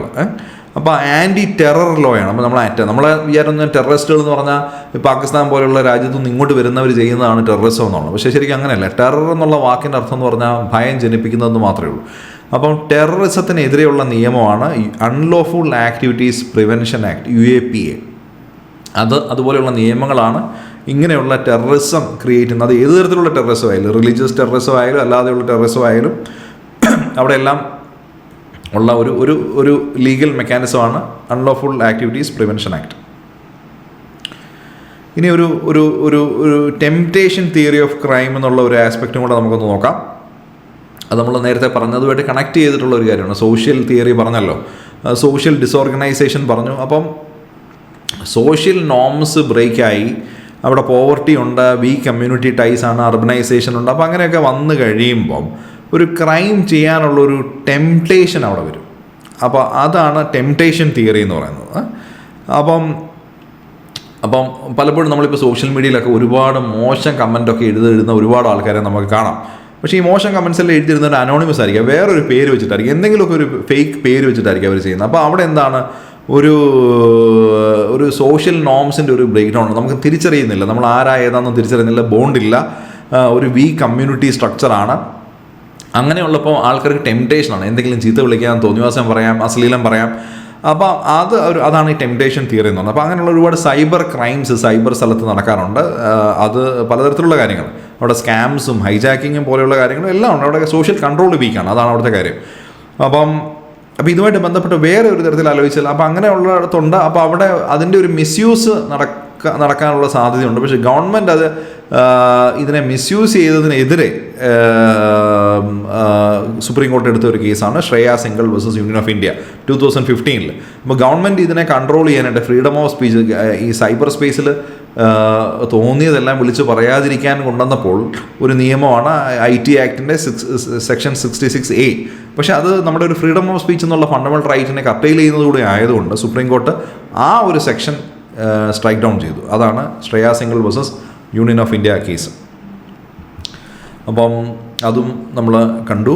അപ്പം ഇന്നത്തെ ഈ ഒരു ടോപ്പിക്കിൻ്റെ ഏതാണ്ട് അവസാനത്തിലേക്ക് എത്തി നമ്മൾ. അപ്പോൾ നമ്മൾ മോഡ്യൂൾ 2 ആണ്, സിലബസിലെ മോഡ്യൂൾ 2 ആണ് ഇന്ന് നമ്മൾ കവർ ചെയ്തത്. പക്ഷേ ഇതാണ് ഇതിനകത്ത് ഏറ്റവും പ്രധാനപ്പെട്ട ഒരു മോഡ്യൂൾ, ഹൗ ക്രൈംസ് ഒക്കർ അല്ലെങ്കിൽ തിയറീസ് ഓഫ് ക്രൈം എന്നുള്ളതാണ്. അപ്പോൾ നമ്മൾ ക്രൈം ഒരു മൾട്ടി ഫാസറ്റഡ് ആയിട്ടുള്ള കാര്യമാണെന്നും അതിന് ബയോളജിക്കലും സൈക്കോളജിക്കലും സോഷ്യോളജിക്കലുമായിട്ടുള്ള ഇൻഫ്ലുവൻസ് ഉണ്ടെന്നും ആ ഒരു നേച്ചർ വേഴ്സസ് നർച്ചർ ഡിബേറ്റ് നമ്മൾ കാണുകയും ചെയ്തു. അപ്പോൾ അതിനകത്ത് നേച്ചറിന് ചെറിയൊരു റോൾ ഉണ്ടെങ്കിലും നർച്ചറാണ് പ്രധാനപ്പെട്ടതെന്നും ഏർലി ചൈൽഡ്ഹുഡിന് വലിയ റോളുണ്ടെന്നും കണ്ടു. അതിനകത്തൊരു ഇൻഡിവിജ്വൽ ക്യാരക്ടർ ഫോം ചെയ്ത് കഴിഞ്ഞതിന് ശേഷം അവിടെ എൻവയോൺമെൻറ്റൽ കൺസ്ട്രെയിൻസ് വരുമ്പോഴാണ് ആൾക്കാർ ക്രിമിനൽ ആക്ടിവിറ്റിയിലേക്ക് പോകുന്നത് എന്നുള്ള ഒരു രീതിയിൽ നമ്മൾ അതിനെ ഒന്ന് മനസ്സിലാക്കാൻ ശ്രമിച്ചു. അങ്ങനെയുള്ള കാര്യങ്ങളാണ്. അപ്പോൾ പല കാര്യങ്ങളുണ്ട്. ഒറ്റ രീതിയിൽ മാത്രമായിട്ട് ചെറിയ ലെൻസിൽ കൂടെ കാണരുതെന്നും ഒരു വൈഡർ പെർസ്പെക്റ്റീവിൽ കാണണമെന്നും ഇതിൻ്റെ ഒരു ഇൻ്റഗ്രേറ്റഡ് അപ്രോച്ചാണ് നമുക്ക് മോഡേൺ രീതിയിൽ നമ്മൾ നോക്കി കാണേണ്ടതെന്നും നമ്മൾ മനസ്സിലാക്കി. പിന്നെ നമ്മൾ അതിന് ശേഷം ഈ മക്നോട്ടൺ റൂൾ, ഇൻസാനിറ്റിയുടെ ഡിഫൻസ് അതിനെപ്പറ്റി മനസ്സിലാക്കി. അപ്പോൾ അവിടെയും നമ്മൾ ശ്രദ്ധിക്കുന്ന കാര്യം, അവർ ചെയ്യുന്ന കാര്യങ്ങൾ തെറ്റാണോ ശരിയാണോ എന്ന് തിരിച്ചറിയാനുള്ള ഒരു കപ്പാസിറ്റി അവർക്കുണ്ടോ, അവർ കേപ്പബിൾ ആണോ എന്ന് നോക്കുമെന്ന് പറഞ്ഞു. അതുമാത്രമല്ല, അത് നിയമപരമായി അത് റൈറ്റ് ആണോ റോങ് ആണോ എന്ന് അവർക്ക് അറിയാനുള്ള ഒരു കപ്പാസിറ്റി ഉണ്ടെങ്കിൽ, അവർക്ക് മെൻ്റൽ ഇൽനെസ് ഉണ്ടെങ്കിലും അവരെ ക്രിമിനലി ലയബിൾ ആക്കും എന്നുള്ളതാണ് ആ മക്നാട്ടൺ റൂളിൻ്റെ ഒരു ഇൻ്റർപ്രിട്ടേഷൻ. പിന്നെ നമ്മൾ ഈ സോഷ്യൽ ഡിസോർഗനൈസേഷനും ടെംപ്ടേഷൻ തിയറിയും അങ്ങനെയുള്ള കാര്യങ്ങളൊക്കെ നമ്മുടെ ക്രിമിനൽ ബിഹേവിയറിൽ വരുന്ന റോളിനെ പറ്റി പഠിച്ചു. അപ്പം അതിനകത്ത് നമ്മൾ ഇപ്പോഴത്തെ ഒരു തിയറി എന്ന് പറഞ്ഞാൽ ഒറ്റ ഒരു കാര്യം കൊണ്ട് മാത്രമാണ് ക്രൈം എന്ന് പറയാൻ പറ്റില്ല. ചില കേസിൽ ചിലപ്പോൾ ഒരു ഫാക്ടർ ആയിരിക്കും കുറച്ചുകൂടി പ്രോമിനൻറ്റ്, എന്നാലും പല ഫാക്ടേഴ്സ് ഉണ്ടാവും ഒരു ക്രൈം ഉണ്ടാവാൻ. അപ്പോൾ ഈ എല്ലാ ഫാക്ടേഴ്സും കൂടെ ചേർന്ന് വരുമ്പോഴാണ്, അതാണ് ഞാൻ എൻ്റെ ഒരു കാര്യത്തിൽ പറഞ്ഞത്, അപ്പോൾ ഇൻഡിവിജ്വൽ ട്രേറ്റ്സ്, എൻവയോൺമെൻറ്റൽ കൺസ്ട്രെയിൻസ്. അപ്പോൾ ഇൻഡിവിജ്വൽ ട്രേറ്റ്സിൽ തന്നെ കുറേ ട്രേറ്റ്സ് അതിനകത്ത് ഉണ്ടാവും, എൻവയോൺമെൻറ്റൽ കൺസ്ട്രെയിൻസിലും കുറേ കാര്യങ്ങളുണ്ട്. അപ്പോൾ ഇങ്ങനെ രണ്ടുകൂടി ചേരുമ്പോഴാണ് അവിടെ ഒരു ക്രൈം ഉണ്ടാവുന്നത്. അപ്പോൾ ഫ്രോഡ് പറഞ്ഞത് ഒരു സൈക്കോളജിക്കൽ ആണ്. അവിടെ ഫ്രോഡിൻ്റെ കാര്യം പറയുമ്പോൾ നമ്മൾ എന്താണ്, ഈഗോ, സൂപ്പർ ഈഗോ, ആ കാര്യം ഓർത്തിരിക്കുക. അപ്പോൾ സോഷ്യൽ കോൺഫ്ലിക്റ്റ് തിയറി എന്ന് പറയുമ്പോൾ ആ ഒരു കാർൽ മാർക്സിൻ്റെ ഒരു ക്ലാസ് ബയസ്, അപ്പം ലീഗൽ എൻഫോഴ്സ്മെൻറ്റിൽ തന്നെ ഉള്ള ഒരു ക്ലാസ് ബയസ് അല്ലേ. വെൽത്തിയർ ക്ലാസ്സിന് ഒരു നിയമം, സാധാരണ മാർജിനലൈസ്ഡ് ക്ലാസ്സിന് വേറൊരു നിയമം. അപ്പോൾ അതാണ് ഒരു കോൺഫ്ലിക്റ്റ് തിയറി. അങ്ങനെ വരുമ്പോൾ ഒരു പ്രശ്നം ഉണ്ടാകുന്നു എന്നുള്ള കാര്യങ്ങൾ. പിന്നെ ഇന്ത്യയുടെ നിയമങ്ങളും കേസ് ലോസും അങ്ങനെയുള്ള കാര്യങ്ങളൊക്കെ നമ്മൾ കണ്ടു. ഇത്രയും കാര്യങ്ങളാണ് നമ്മൾ സെക്കൻഡ് മോഡ്യൂളിൽ കണ്ടത്. മൂന്നാമത്തെ മോഡ്യൂളിലേക്ക് പോകുമ്പോൾ നമ്മൾ ടൈപ്സ് ഓഫ് ക്രൈംസിലേക്ക് പോകും. Organised crimes, white collar crimes. പക്ഷേ അത് അടുത്ത ഒരു വീഡിയോ ആയിട്ടാണ് നമ്മൾ മൂന്നാമത്തെ മോഡ്യൂൾ കാണുന്നത്. അപ്പം ഇതുവരെയുള്ള കാര്യങ്ങൾ നിങ്ങൾക്ക് ഇഷ്ടപ്പെട്ടെങ്കിൽ, ക്ലാസ്സുകൾ പ്രയോജനപ്പെടുന്നുണ്ടെങ്കിൽ തീർച്ചയായിട്ടും നിങ്ങൾ കമൻറ്റിൽ അതൊന്ന് അറിയിക്കുക. അത് നമുക്ക് ഇതുപോലുള്ള ക്ലാസ്സുകൾ കൂടുതൽ ചെയ്യാനുള്ളൊരു പ്രോത്സാഹനമായിരിക്കും. നിങ്ങളുടെ ഒരു സപ്പോർട്ട് വളരെ ക്രൂഷ്യലാണ്. നിങ്ങളുടെ സുഹൃത്തുക്കൾക്കോ ആർക്കെങ്കിലും ഇതുപോലെയുള്ള ക്ലാസ്സുകൾ പ്രയോജനപ്പെടുന്നുണ്ടെങ്കിൽ അങ്ങനെയുള്ള ഗ്രൂപ്പുകളിലേക്കോ, വാട്സാപ്പ് ഗ്രൂപ്പുകളിലേക്കോ, ടെലിഗ്രാം ഗ്രൂപ്പുകളിലേക്കോ, അങ്ങനെയുള്ള കമ്മ്യൂണിറ്റികളിലേക്കൊക്കെ ഈ വീഡിയോ എത്തിച്ചാൽ കൂടുതൽ ആൾക്കാർക്ക് അങ്ങനെയുള്ള കാര്യങ്ങൾ മനസ്സിലാക്കാനും അവർ ഈ ചാനൽ സബ്സ്ക്രൈബ് ചെയ്യാനും ഇടയാക്കും. നിങ്ങളുടെ അഭിപ്രായങ്ങളും നിർദ്ദേശങ്ങളും എഴുതി അറിയിക്കുക. Thank you for watching. We will meet again with another video. നമ്മൾ ഇനി മൂന്നാമത്തെ മൊഡ്യൂൾ, നാലാമത്തെ മൊഡ്യൂൾ, അഞ്ചാമത്തെ മൊഡ്യൂൾ, ആറാമത്തെ മൊഡ്യൂൾ, അങ്ങനെയുള്ള മൊഡ്യൂളുകൾ നമ്മൾ അടുത്ത വീഡിയോകളിലാക്കിയിട്ട് കവർ ചെയ്യും. So see you. Good bye.